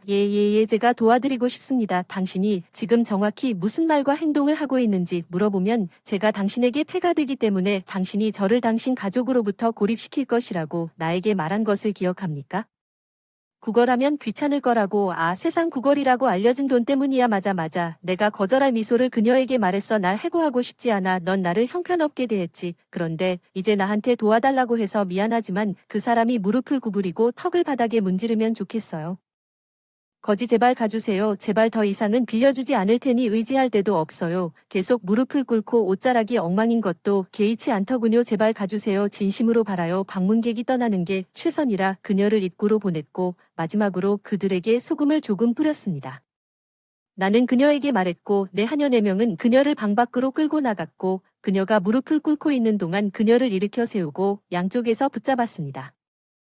외로워요. 메인쿤 1등이에요. 장발 고양이라 돌보기 힘들지만 빗질을 좋아하고 항상 조용해요. 편안한 얼굴을 보니 저도 기분이 좋아요. 베버리 힐즈에 가고 싶어요. 왜요? 늘 가을처럼 겨울에 가지 않나. 여름은 너무 더워. 내가 쓰다듬어주는 동안 상냥하게 내 손을 물어뜯기 시작했어야. 사과라도 하듯 물린 내 손자리를 핥아. 넌 너무 귀여워. 시간이 이미 내 마음을 사로잡았는데 밖에 비버리 힐즈로 돌아왔어. 눈이 내리고 내 품에 안겨서 창밖을 바라보고 있잖아. 처음 우리 집에 왔을 때 넌 내 손바닥만한 크기였지만 넌 많이 컸구나. 조용한 줄 알았는데 어느새 잠이 들었어. 자는 아이가 잘한다는 말이 맞는데 내가 더 크면 못 참을 것 같아. 한 번 더 끝을 스치며 밖을 내다봤다. 자고 있는 식센트 코의 잠은 조용한 눈 내리는 밤이었다. 나도 꾸벅꾸벅 졸고 있었다. 내일 아침에도 아름다운 눈 풍경이 펼쳐질지 궁금해 이 시간을 생각하며 잠자리에 들었다. 내 옆에서 자고 있는 내 눈을 감고 눈 좋은 꿈을 꾼다며 눈을 감고 생각했다. 미아에게 무슨 일이라도 생기면 가족들과 쇼핑을 하다가 이혼하자. 우리 딸 미아가 당황해서 갑자기 실종된다. 여기저기 찾아보다가 이단이 분명하게 화가 나서 나에게 소리를 지른다. 그는 수색을 포기하고 쇼핑몰 안내 데스크로 식사를 하러 간다. 그들은 미아의 설명과 일치하는 어린이가 주차장에서 젊은 여성에 의해 강제로 차에 태워지는 것을 목격했다고 나에게 알려준다. 이제 어떻게 해야 할까? 매장 직원은 이선이 돌아오자마자 경찰에 연락하라고 친절하게 제안하고 상황을 들은 후 감히 경찰에 전화하지 말라고 긴급하게 말합니다. 다음에 전개될 일은 예상치 못한 일이고 끔찍한 진실이 이선을 생지옥으로 몰아넣었습니다. 제 이름은 앨러선입니다. 저는 4명과 함께 살고 있습니다. 살배기 딸 미아와 남편 이단 대학 졸업 후 이단과 미아를 위해 모든 일을 하면서 주부로서 매일 바쁘게 지내고 있음에도 불구하고 이단과 결혼하고 그의 권유로 주부가 되었습니다. 이단은 한 번도 일을 해본 적이 없다는 나를 무시합니다. 어른이 나와 이혼하면 앨러선 넌 끝장이야. 넌 일 경험이 없으니까. 이선은 우리가 싸울 때마다 이것을 지적해. 넌 그냥 기생충이야. 나도 처음 결혼할 때 그렇게 불렸어. 나도 내 자신을 옹호하곤 했지만 이선의 끊임없는 경멸로 인해 내 자신감이 약해졌습니다. 나는 더 이상 반박할 수 없으며 단순히 이선의 바람에 따라 살고 있습니다. 나는 한때 이선에게 제안한 상황에 만족하지 않습니다. 이제 미아가 유치원에 다니기 시작했으니 당신이 참여하면 아르바이트를 할 수 있을 것입니다. 시간 일을 하면 집안일을 소홀히 할 것이고 평생 단 하루도 일해본 적이 없는 앨리슨 하지만 난 내가 조금이라도 우리 재정에 기여할 수 있을 거라 생각했는데 기술도 없는 앨리슨은 일이 불가능해 다시 문제를 제기하고 우리 이혼해요. 이선이 쓰기 시작한 이력서를 찢어버렸어요. 왜 상황이 더 나아질 수 없는지 이혼에 대한 생각이 떠올랐지만 직장 경험이 없어서 우리가 별거 할 경우 미아의 양육권을 갖게 될 것이라는 보장이 없습니다. 아르바이트를 포기하고 다시 이단의 손에 들어가게 되었어요. 그 사람이 바람을 피우고 있는 걸까 의심이 커져가는 중 그 사람이 샤워하는 동안 나는 그 사람의 휴대폰을 훔쳐볼 수밖에 없었는데 휴대폰은 잠겨 있었고 잠금을 해제하려고 애쓰고 있었어. 뭐 하는 거야? 내 뒤에서 무서운 목소리가 돌아서 돌아보는 걸 봤어. 목욕하고 막 나온 이단이 나를 노려보며 손에서 전화기를 잘 낚아챘다. 문자가 오는 걸 보고 핑계를 대며 궁금해질 만큼 내가 바람을 피우고 있다고 생각하는 걸까. 아니 그런 건 안 할 것 같다. 우리의 사랑스러운 미아가 그것에 대해 다시 생각하게 하고 우리는 이혼을 할 것이라고 이선은 나를 숙고한 채 그의 방으로 물러났습니다. 나는 부정행위에 대해 언급조차 하지 않았지만 그의 방어적인 반응은 내가 알아야 할 모든 것을 말해주었지만 존재에 대한 생각은 만약 우리가 이혼하면 미아와 헤어지면 다음날 내가 더 이상 밀어붙일 수 없게 됩니다. 에단은 마치 나의 좋은 은혜를 다시 받고 아마도 계속해서 나를 설득하려는 듯이 이상하게도 집의 꽃과 우리가 가장 좋아하는 크림 퍼플을 가져오기 시작했습니다. 최근에 근처에 새로 오픈한 쇼핑몰이 있어 이번 주말에는 둘 다 시간이 있어 셋이서 나가자. 응 엄마. 아빠와 함께 쇼핑하자. 미아는 기뻐서 뛰고 있었어. 나도 마침내 가족 소풍이 있어서 행복해서 다음날 쉬는 날에는 운전을 해서 동네에 있는 새 쇼핑몰로 가는데 새로 오픈한 매장은 쇼핑몰을 한참 걷다 보니 엄청나게 붐볐습니다. 우리 모두는 씨알 까마귀들 때문에 지쳐버렸습니다. 피곤해요. 여기서 잠시 쉬겠습니다. 미아 이선과 함께 재빨리 가게에 앉았습니다. 그런데 주위를 둘러보니 미아는 에단 근처 어디에도 없었고 미아는 어디에 있었나요? 방금 테이블 근처에서 놀고 있었나 봐요. 화장실에 있을지도 몰라요. 미아 화장실을 확인했는데 거기 없었어요. 근처까지 검색했어요. 아케이드의 장난감 가게 구석구석까지 돌아다녔는데 어디에도 없어. 당황하기 시작했어. 미아한테 소리쳤어. 군중 속에 너 어디 있어? 못 찾았어. 미아가 없어졌어. 마지못해 그녀를 찾도록 도와줘. 모바일 게임에 푹 빠져있던 에단 나와 함께 수색을 시작했는데 10분 정도 수색을 하다가 방해를 받은 것에 대해 그가 짜증을 내는 것을 느낄 수 있었다. 에단이 갑자기 내 옷깃을 잡았다. 쇼핑하는 동안 나를 혼자 두었던 건 내 잘못이지. 미아에게 무슨 일이 생기면 신경 쓰는 그녀를 지켜보고 있다고 하지 않았니? 우리 이혼하려고 하는데 그 사람의 갑작스런 말에 당황하게 됐어요. 그런 일이 생기면 제가 미아를 양육할 거예요. 자녀 양육비를 위해 열심히 일하셔도 됩니다. 지금은 마음에 들지 않으면 다음으로 찾아보라고 말할 때가 아닙니다. 이선은 갑자기 내 칼날을 풀고 밥 먹으러 간다며 푸드코트로 달려갔습니다. 미아는 전혀 신경 쓰지 않지만 나는 그의 분노가 두려워 다시 전화하고 싶었지만 미아를 찾을 수 없게 그를 놓아주었습니다. 도움을 청하기 위해 쇼핑몰 서비스 카운터에 갔습니다. 그녀는 빨간 꽃무늬 드레스와 흰색 신발을 신은 4살 소녀입니다. 불행히도 실종 아동에 대한 보고는 이 말을 듣고 의자에 쓰러졌습니다. 미아는 납치되었을까요? 울고 있을까요? 지금 어디선가 제가 없어서 여러 매장에 전화를 해서 정보를 구하고 있는데 경비원이 젊은 여성이 비슷한 옷을 입은 소녀를 차에 강제로 태우는 것을 봤다고 하더군요. 그녀에게 질문을 했고 그녀는 내 딸이라고 소리쳤습니다. 단지 고집이 센 것뿐이에요. 급하니까 귀찮게 하지 마세요. 그녀는 꽤 당황한 듯 빨리 차에 시동을 걸고 차를 몰고 갔습니다. 미아는 감정을 쇼핑하는 동안 미아를 두고 온 것에 대해 죄책감을 느끼지 않도록 조심하세요. 매장 직원이 걱정하지 말라고 안심시켜줍니다. 미아는 아마 괜찮을 것 같아요. 일단 경찰에 신고하자. 당신 말이 맞다고 경찰에 신고해야 한다고 스스로에게 말해요. 지금은 올 때가 아니라고 경찰에 신고하려고 휴대폰을 꺼냈는데 막 혼자 점심을 먹은 듯한 이단에게서 전화가 옵니다. 미아는 어디서 찾았나요? 미아가 있었던 것 같군요. 젊은 여자가 차에 태워 데려가는 게 무슨 소리야? 나는 재빨리 이선에게 고객 서비스 카운터로 오라고 말했고 그는 서둘러 달려갔다. 이선은 경비원이 그에게 상황을 설명하고 우리에게 보고해야 한다고 제안하자 주저하는 것 같다. 그러자 경찰이 예단 이 경비원에게 미아를 데려간 여자의 생김새와 차의 색깔, 종류에 대해 자세히 질문하기 시작합니다. 그 사람이 누구인지 알 수 있을 것 같아요. 전화할 테니까 경찰에 가지 마세요. 그런데 아니 누가 무슨 말이야. 그냥 여기 남아서 기다려. 앨리슨이 나에게 질문을 남기고 에다는 몇 분 후에 전화를 하러 나갔다가 걱정스러운 표정으로 돌아왔다. 앨리슨은 먼저 집에 가. 내가 미아를 데리러 갈게. 그리고 기억할게. 더 이상 설명하지 않고 경찰에 신고하지 마세요. 이선은 차를 타고 떠나기 때문에 혼자 기차를 타고 집으로 돌아가는 수밖에 없습니다. 업데이트와 시간이 흐르지 않고 안전하게 돌아오십시오. 정말 연락하지 않으면 불안합니다.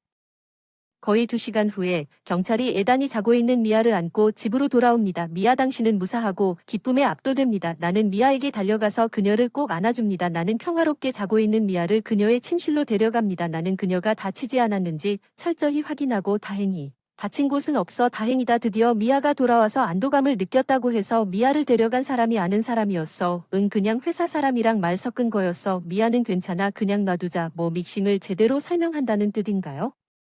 그녀는 미아를 잃어버린 아이로 착각했습니다. 직장에서 문제로 만들고 싶지 않아요. 이상한 일을 하면 우리는 이혼할 거예요.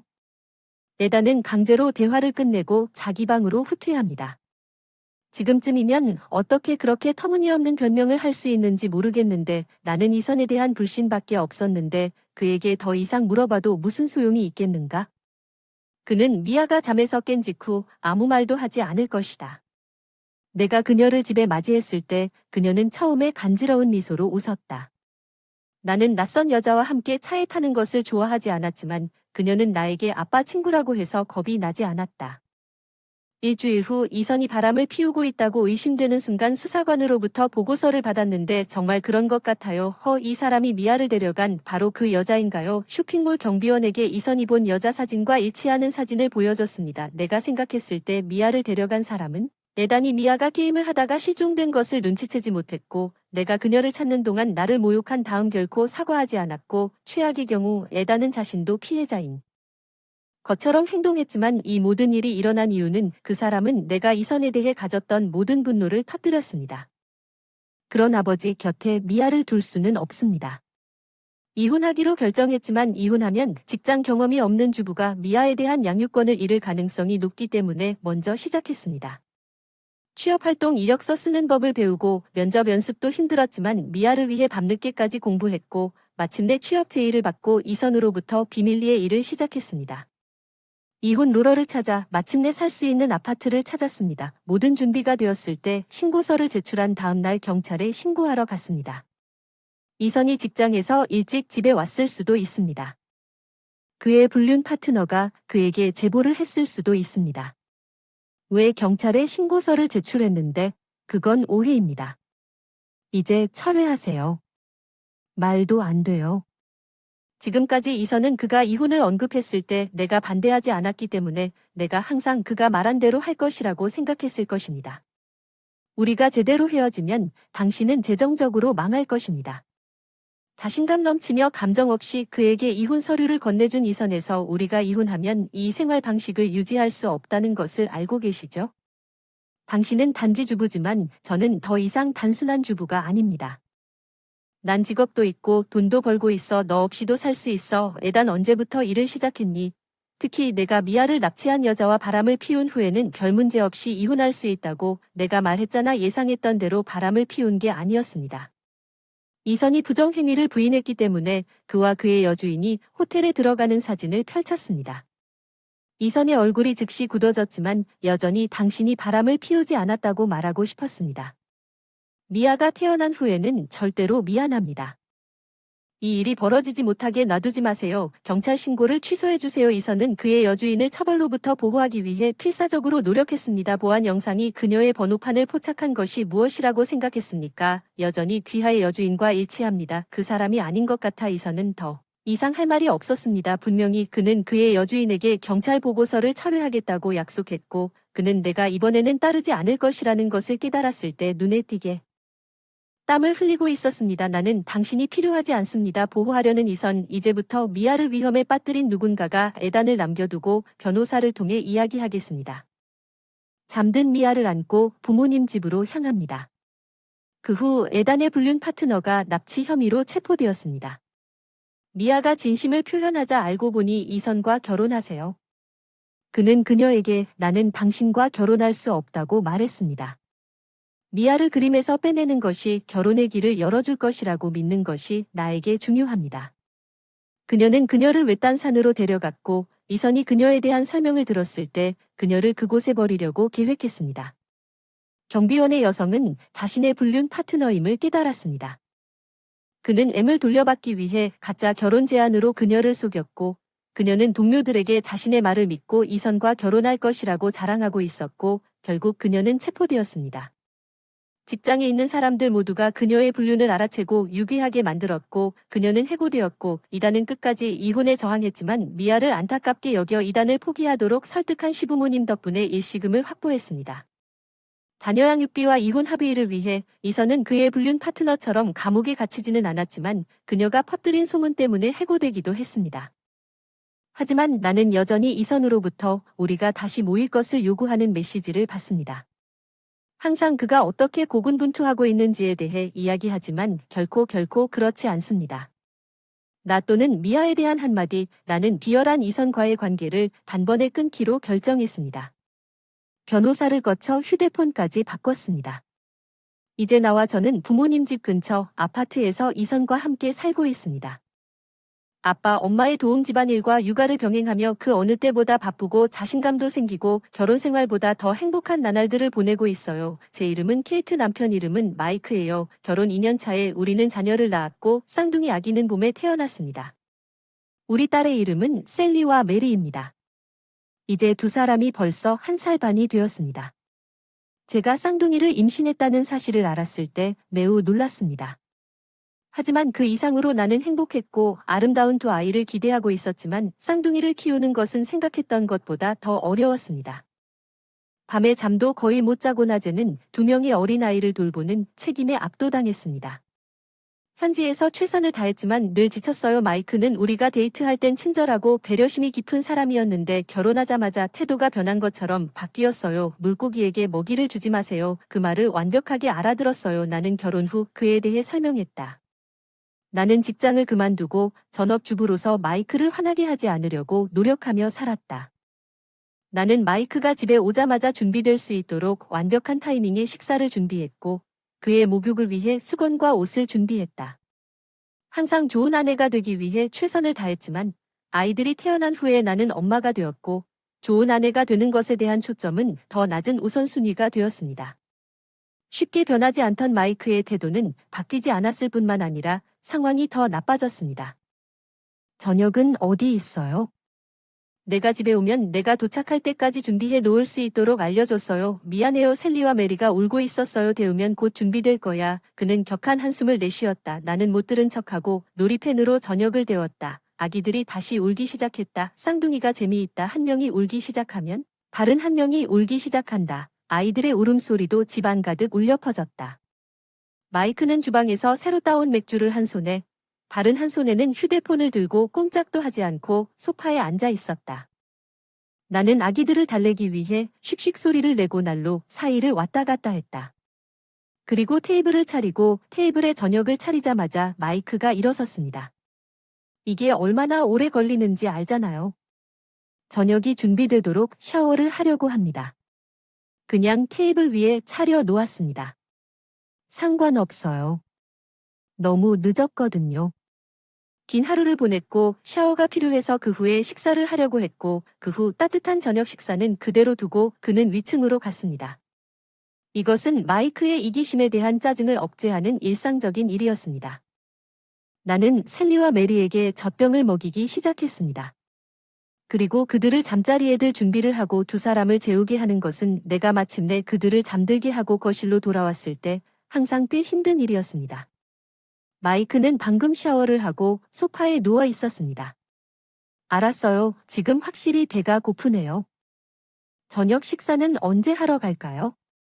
아직 안 먹었으니 그냥 챙겨 먹어야지. 그래서 난 하루 종일 일하고 집에 와서 집안일도 해야 하는데 너처럼 불평하면 전자레인지에 다시 데우기만 하면 돼. 일을 더 하면 그 사람이 더 화를 낼까봐 해고될 것 같아 마지못해 저녁을 데워서 마이크 전자레인지에 생선을 가져왔습니다. GH 고기가 먹고 싶었는데 이거 짜증나겠네요. 그냥 컵라면을 먹을지도 몰라요.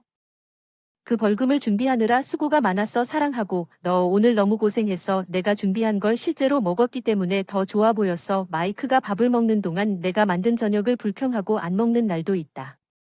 설거지, 빨래 나 자신을 위한 시간이 없다는 사실이 한탄스럽습니다. 사랑스러운 아이들과 함께 시간을 보내는 것이 행복한 일이라고 생각했지만 마이크의 동등한 파트너십 부족으로 인해 육아와 집안일로 인해 둘 다 지쳐갔습니다. 아이들이 걷기 시작하면서 정신적, 육체적 건강도 귀여움은 부인할 수 없었지만 쌍둥이이기 때문에 서로 다른 방향으로 가는 어려움도 있었고 쇼핑도 둘 다 혼자 가야 했기 때문에 필사적으로 쫓아다니면서 대부분의 하루를 보냈습니다. 매일 나는 더 우울하고 고립감을 느끼기 시작했고 남편이 오전 6시 이전에 출근하고 집에 돌아와도 대부분의 날 막차를 타고 집으로 돌아오면서 내 어려움을 공유하고 도움을 받을 수 있는 안전한 공간이 있었으면 좋겠다고 생각했습니다. 일찍 아기를 키우는 것은 언제나 내 책임이었고 그가 일찍 집에 오는 날이 있었다면 그것은 나에게 훨씬 더 힘든 일이었다. 왜냐면 내가 새 아이를 둔 것처럼 느꼈기 때문이다. 마이크의 쉬는 날은 오후까지 잠을 자지 못한 최악의 날이었다. 아이들과 거의 어울리지 않지만 그는 점심시간이 언제 준비되는지 묻거나 시끄러운 아이들을 밖으로 데리고 나가라고 말하곤 했습니다. 우리는 지금 공원에 갈 예정입니다. 마이크, 우리와 함께 가는 게 어때요? 저는 단지 운동을 잘 못해요.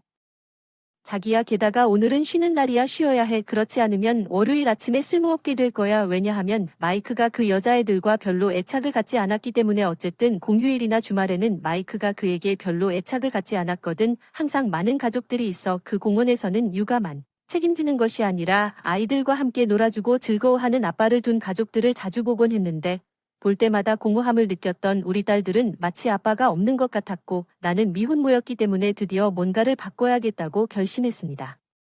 떠나기로 결정했습니다. 마이카 집에 늦게 올 것이라고 말했지만 예기치 않게 아이들이 잠자리에 들기 조금 전에 돌아왔다고. 당신이 말한 저녁 식사는 어디에 있다고 말했습니까? 집에 늦게 도착해서 아무것도 못 만들었고, 밤에 그 사람이 막차를 타고 집에 오면 그 사람은 주로 밖에서 저녁을 먹어서 그날 그 사람을 위해 아무것도 준비하지 않았어. 넌 여전히 쓸모없어. 집에 오는 걸 알았더라면 나한테 연락했을 텐데 생각보다 일찍 끝났어. 이런 상황에 대비할 계획이 있을 거라 생각해요. 이 집에 무슨 일이 일어났는지 폭탄이 터진 것 같아요. 저는 주로 청소를 해요. 마이카 불평을 피하기 위해 집에 오기 전에 집을 정리했지만 오늘 그는 예기치 않게 돌아왔고 방이 정리되지 않았고 마이크는 지저분한 방에 매우 짜증이 난 것 같았습니다.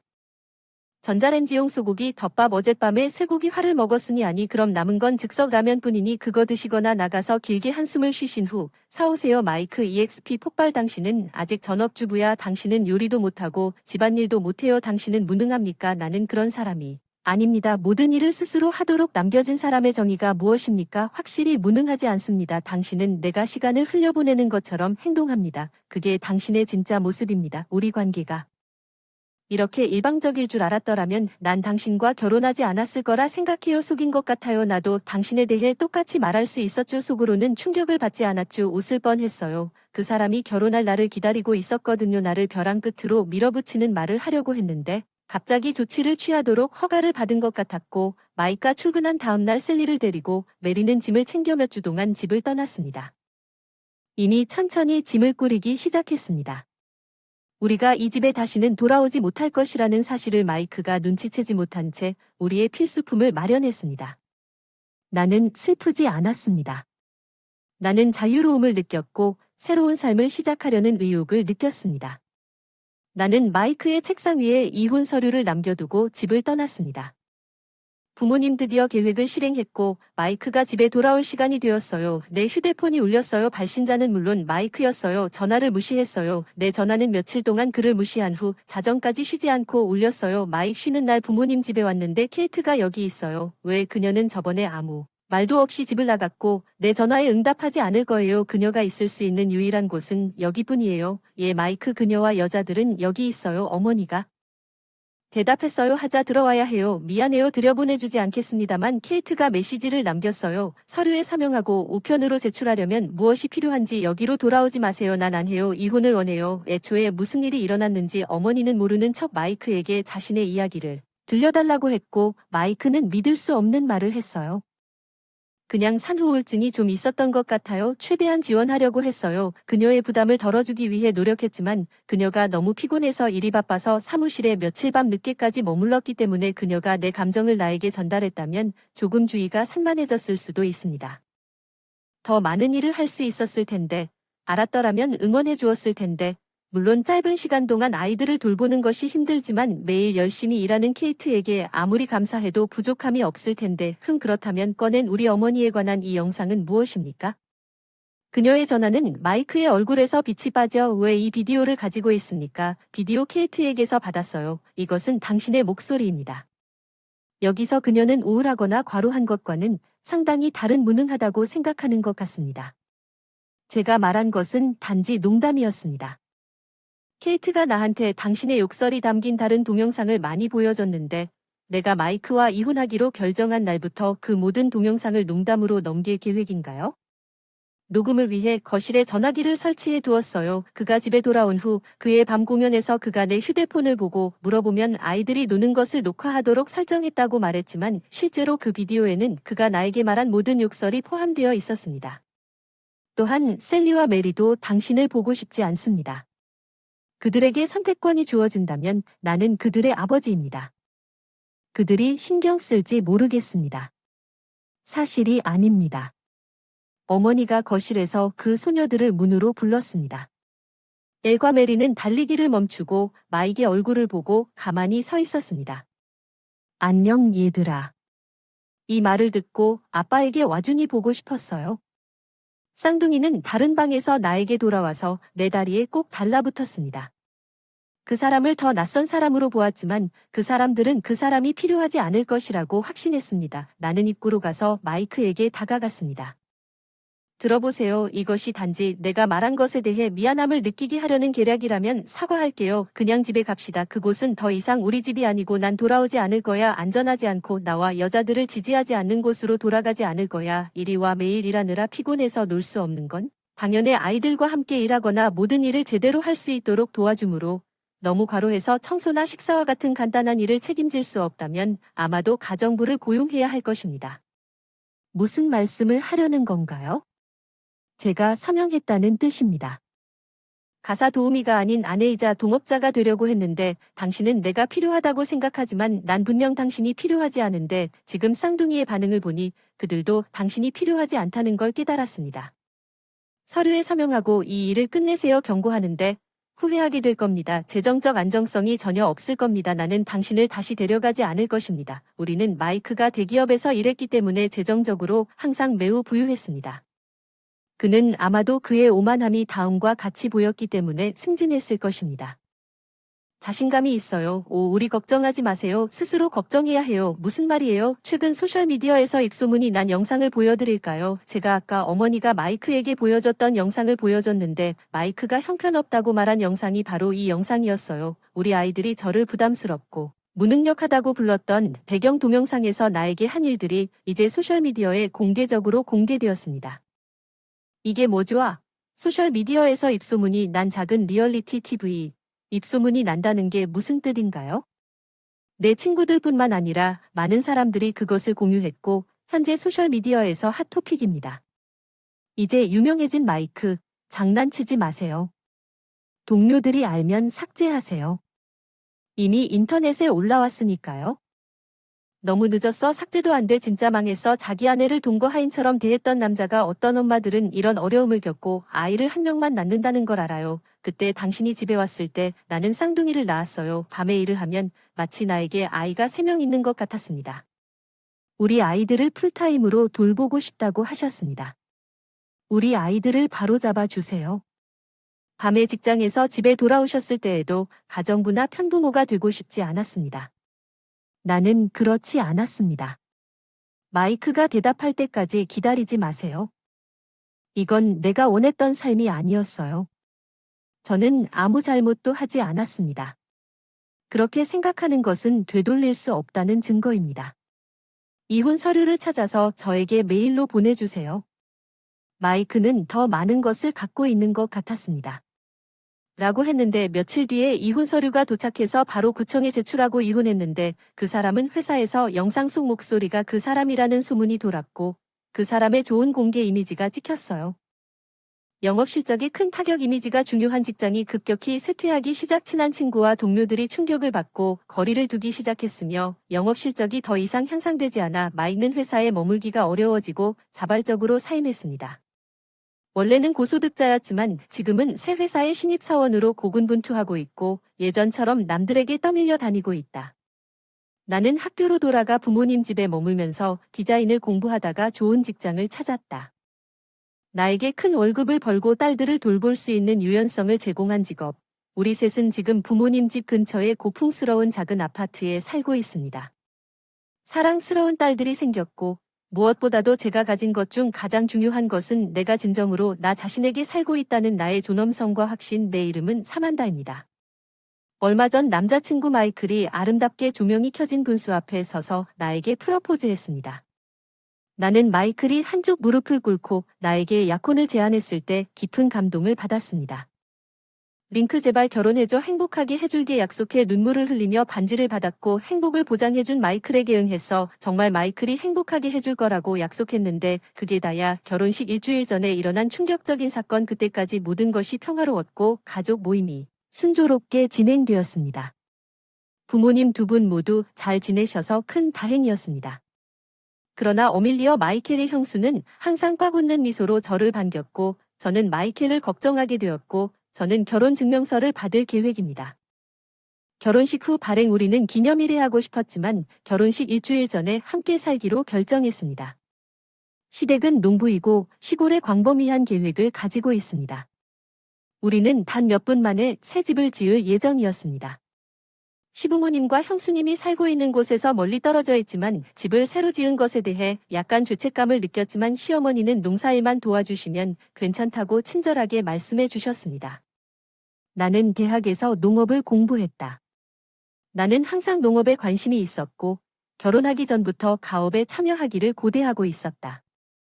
자주 도와주곤 했고 처음에는 시댁 식구들이 항상 환영해 주었다. 결혼 생활을 시작하는 것이 걱정되었다. 시댁 재산은 있지만 화목하게 살 수 있을 것 같았는데 어느 날 평소처럼 농사일을 돕고 있는데 내가 슬쩍 다가와서 시아버지 조심하세요라고 속삭였다. 아멜리아는 더 말하고 싶은 것 같았는데 시아버지가 멀리서 우리를 부르시면서 대화가 짧아졌고 결혼식까지 일주일밖에 남지 않은 상황에서 왜 그런 말을 했는지 의아했다.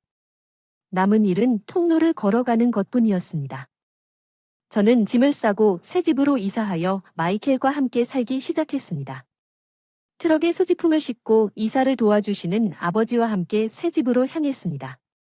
농사일을 돕는데 오늘은 처음으로 새로 지은 집 앞바 댁에 가는 날이라 당황해서 고개를 갸웃거리며 그 앞에 서 있었는데 그 집에는 이미 누군가가 살고 있는 것 같았다. 마이클과 저를 위한 집이었어야 했는데 문이 열려 있었기 때문에 조심스럽게 문을 열었고 입구에 신발이 줄지어 서 있는 것을 발견했습니다. 누군가 그곳에 살고 있다는 명백한 징후에 혼란스러워서 아버지와 저는 이사 절차를 시작하기 전에 시댁에 가서 인사하기로 결정했습니다. 초인종을 눌렀을 때 곤란한 표정의 마이클이 나왔고 우리는 새 집에 누군가가 살고 있는 것 같다고 말했고 마이클은 뭔가 확실히 이상하다고 대답했고 우리가 의아해했을 때 시아버지가 나타나서 오라고 말했습니다. 죄송합니다. 사전 통지 없이 마이켈과 서맨서가 여기에 살기로 결정했습니다. 물건을 이사할 수 있나요? 데비드와 어미려는 새 집으로 이사합니다. 데비드와 어미려는 내 처남이자 형수인데 갑자기 생각났어요. 아멜리아가 시아버지를 조심하라고 경고한 건 나는 어쩔 수 없이 퉁명스럽게 말했다. 이것은 문제이다. 나는 그 집에서 새로운 삶을 시작할 계획이었다. 나는 아버지와 함께 살게 될 것이라는 소식을 듣지 못했다. 시어머니와 시어머니는 왜 마이클이 나에게 말하지 않았나요? 마이클이 망설이는 모습은 그의 행동으로 인해 점점 더 짜증이 나기 시작했습니다. 마이클은 이사하는 날까지 비밀을 유지하면서 우리가 함께 살 것이라는 것을 알고 있었던 것이 분명했습니다. 전혀 용납할 수 없는 시아버지는 내 반응에 불만을 품은 듯 말하면서 나는 농장 일을 돕기로 했고 같은 땅에 사는 것을 반대하지 않았지만 결혼했다면 함께 살든 떨어져 살든 상관없다고 말했습니다. 시부모님이 동거하는 것은 전혀 별개의 문제입니다. 동거와 별거는 전혀 다른 문제입니다. 아버지가 저를 지지해 주셨는데 그렇게 중요한 문제를 우리가 원하는 사실을 알고 나서 우리에게 알려서 우리 딸을 당연하게 여기는 것 같은 느낌이 들었습니다. 아빠의 확고한 태도에 맞서는 올바른 설명 아버지 앤더는 마지못해 대답했다. 알겠다. 집에 젊은 아내를 두는 것이 낫지 않느냐? 아멜리아는 30을 넘고 중년에 접어들었다. 사만다 같은 어린 소녀가 주변에 있다는 것만으로도 우리는 살기를 선택했다. 사만다와 함께 큰아내를 새 집으로 보내다 아빠와 나는 할 말을 잃었다. 시아버지의 커뮤니케이션은 아들의 아내를 여자로만 본다고 제안했다. 아주 그럴듯한 말을 하는 게 무서웠어. 마이클이 이 집에 살고 있는 건 내가 어려서일까. 안도를 구하려고 마이클을 바라보았지만 그가 불편하던 입술을 깨물고 그런 말은 한마디도 하지 않았다. 아멜리아가 나타났을 때 사만다 안녕. 아멜리아 농사일을 한 것처럼 얼굴에 흙이 묻은 채 나를 뚫어져라 쳐다보며 오늘은 떠나고 싶을지도 모르지. 환영받지 못하는 집에서 사는 건 괴로울 뿐이야. 무슨 문제야? 아내일 뿐인데 말대꾸가 너무 건방지게 예전에는 너무 귀여웠는데 요즘 매력을 잃었어요. 시아버지는 아멜리아의 말에 화가 났어요. 마이클은 그 자리에 서서 그 장면 전체에 소름 끼치는 긴장감을 말없이 지켜보았어요. 가세요. 아빠는 오늘은 떠나기로 했고 저는 내일 부모님 집에서 진지한 대화를 하기로 했습니다. 침대에서 한동안 울었습니다. 왜 이런 일이 일어나야만 했는지 너무 절망적이었습니다. 마이클과 결혼해서 행복할 수 없을 것 같았습니다. 내일 마이클에게 무슨 말을 해야 할지 고민하다가 아버지의 변덕을 따랐던 사람 전화를 받았습니다. 번호는 모르지만 뛰어내려 대답하기로 했습니다. 아멜리아입니다. 익숙한 목소리가 아멜리아에게 울려 퍼졌습니다. 오늘은 고마워요. 갑자기 전화해서 미안해요. 마이클의 허락도 없이 마이클의 전화에서 당신의 번호를 알아냈으니 이 전화는 그에게 비밀로 해주세요. 아멜리아가 나에게 말하려고 그토록 많은 위험을 감수해야 했는지 궁금해서 몸이 긴장되었습니다. 그러자 아멜리아가 충격적인 말을 하기 시작했습니다. 이 말을 하고 싶었지만 그럴 기회가 없었습니다. 결혼식 직전에 이런 일이 생겨서 사과드립니다. 마이클과 결혼하지 말 것을 강력히 권합니다. 아멜리아가 공유한 정보는 충격적이었습니다. 그녀는 자신과 남편이 시댁 식구들과 함께 살았다고 말했습니다. 그런데 시아버지 말씀대로 제가 이사 온 걸 알자마자 쫓겨났어요. 시아버지는 연하의 여자랑 살고 싶어서요. 시아버지는 연하의 여자를 좋아하고 시어머니를 속였거든요. 수년 동안 그녀에게 정서적 고통을 안겨준 법은 아멜리아가 목욕을 한 후 의도적으로 탈의실에 들어섰던 것 같습니다. 아멜리아가 음란한 미소를 지으며 자신이 자물쇠를 부수고 사고였다고 주장했지만 아멜리아는 더 잘 알고 있었습니다. 그는 또한 청소를 가장하여 그들의 침실을 뒤지고 그녀가 요리하는 동안 불편하게 아멜리아에게 매달렸습니다. 아멜리아는 남편 데이비드와 깊은 사랑에 빠졌고 그들에게는 아이가 있어서 망설였지만 이번에 쫓겨나면서 이혼 결정을 굳혔습니다. 이 모든 것을 듣고 결혼을 진행할 수 있는 방법이 없습니다. 아멜리아와 나는 마이클 데이비드와 시아버지에게 복수하기 위해 꾸러미를 만들었습니다. 다음 날 시댁에 도착했고 아멜리아의 환영을 받았습니다. 우리는 각각 고개를 끄덕였습니다. 다른 사람은 마이클 데이비드와 내 친척들이 토론을 위해 모인 집에 들어갔습니다. 와주셔서 감사합니다. 마이클과 눈이 마주치기 시작했습니다. 약혼을 취소하자 스턴트 마이클 들어요. 계속해서 당신은 나를 행복하게 하겠다고 약속합니다. 마이클, 아직 당신 시아버지랑 같이 살아서 괴로움을 겪는 건 괜찮습니다. 아직도 부모님의 통제를 받는 남자와는 결혼하지 않겠습니다. 당신은 나랑 상의도 없이 주택 계획을 바꾸었기 때문에 결혼식 취소 비용을 지불하고 있는 것입니다. 마이클은 화를 내며 소리쳤지만 시아버지는 더욱 화를 냈습니다. 에일리아가 도움을 구하는 시아버지의 행동을 공개하자 시아버지의 얼굴이 점차 리드됨. 시아버지가 아들들에게로 향한 나는 시어머니가 보살펴준 그런 권리를 전혀 하지 않았음. 마이클과 데이비드는 본질적으로 그것을 확인하면서 내려다보았음. 도대체 내가 며느리에게 무슨 짓을 했는지 믿을 수 없을 만큼 역겹다. 난 안 그랬으니 확실히 약혼은 파기된 게 분명해. 너는 나를 보호하지 못할 거야. 아멜리아가 시아버지와 함께 사는 것은 용납할 수 없는 일이고 분노한 엄마는 나는 마이켈에게 말했고 마이켈은 내 옆에서 약혼을 파기하는 것이 유일한 선택임을 인정하는 듯 조용히 지냈습니다. 어미려는 데비드에게 미리 작성된 이혼 서류를 데비드에게 건네주었습니다. 왜 갑자기 말을 더듬는지 신문을 보고 충격을 받았습니다. 시아버지가 우리 딸에게 무슨 짓을 할지 계속 생각하면 당신은 나를 위해 일어서지 않았습니다. 나는 당신과 계속 살 수 없습니다. 제발 이혼하자. 아멜리아가 말했습니다. 데이비드는 이혼 서류를 쳐다보며 손을 떨며 눈에서 큰 눈물을 흘렸지만 아멜리아는 흔들리지 않았습니다. 실수하면 여분의 돈이 있다고 그녀는 형의 눈물과 부모님의 큰 폭발 사이에 울면서 그가 가져간 펜을 그에게 건네주겠다고 말했습니다. 마이클도 힘들었을 텐데 사만다를 정말 사랑해요. 아빠가 여성화자인 건 알지만 아빠를 반대하는 건 특히 이 작은 마을에서는 선택사항이 아니었어요. 마이클이 무슨 말을 하든 나보다 아빠를 편애하는 등 뒤에서 결정을 내린 걸 용서할 수 있어요. 나는 우리 부모님이 마이클에게 분노하고 있는 약혼을 파기하기로 결심했습니다. 이제 돌아갈 수 없습니다. 마이클은 황폐해 보였기 때문에 흐느끼는 형제와 다툼과 같은 공간에 있는 그의 눈에서 눈물을 닦아냈습니다. 아멜리아가 데이비드에게 이혼 서류 초안을 작성하게 한 후 부부는 지옥 같은 느낌이 들었습니다. 우리는 새로운 곳으로 향했습니다. 나는 아멜리아가 오늘 이혼 신청을 할 물건을 챙기고 딸과 함께 부모님 집으로 돌아갈 동안 딸을 돌보았습니다. 그 가족과 함께 총알을 피할 수 있게 도와줘서 너무 고마워요. 걱정하지 마세요. 우리 둘 다 잘못된 남자를 선택했다고 더 빨리 말했으면 좋았을 텐데 앞으로는 우리가 행복하도록 합시다. 항상 너무 멋져 보이는 아멜리아는 매력적인 미소를 지었습니다. 아멜리아가 쾌활한 딸과 손을 잡고 떠나는 모습을 본 후 나는 나중에 집으로 돌아왔습니다. 나는 마이클이 자신의 잘못을 완전히 알고 있는 것처럼 보이는 결혼식 취소 비용을 지불했는지 확인했고 마이클의 가족이 시골에 살았다는 점에 감사했습니다. 가십이 아내의 주된 오락인 지역 마이클의 가족은 소란을 피우고 결국 좋은 가십의 대상이 되었습니다. 심지어 그의 엄마도 아버지와 이혼하게 되었고 그들의 가족은 내가 농업에 일하기 때문에 두 아들의 약혼자가 도망친 집으로 유명해졌습니다. 나는 가끔 마이켈의 엄마가 떠난 후 그의 아버지가 술에 빠져 슬픔에 잠긴 후 마이켈의 가족에 대한 소문을 듣습니다. 한때 그의 부모 마이켈 데비드와 어미려가 공유했던 농장 일은 이제 마이켈과 데비드에게만 맡겨졌습니다. 더 이상 관리하세요. 그 가족 중 그리고 나는 아멜리아에게 영원히 감사하고 있어요.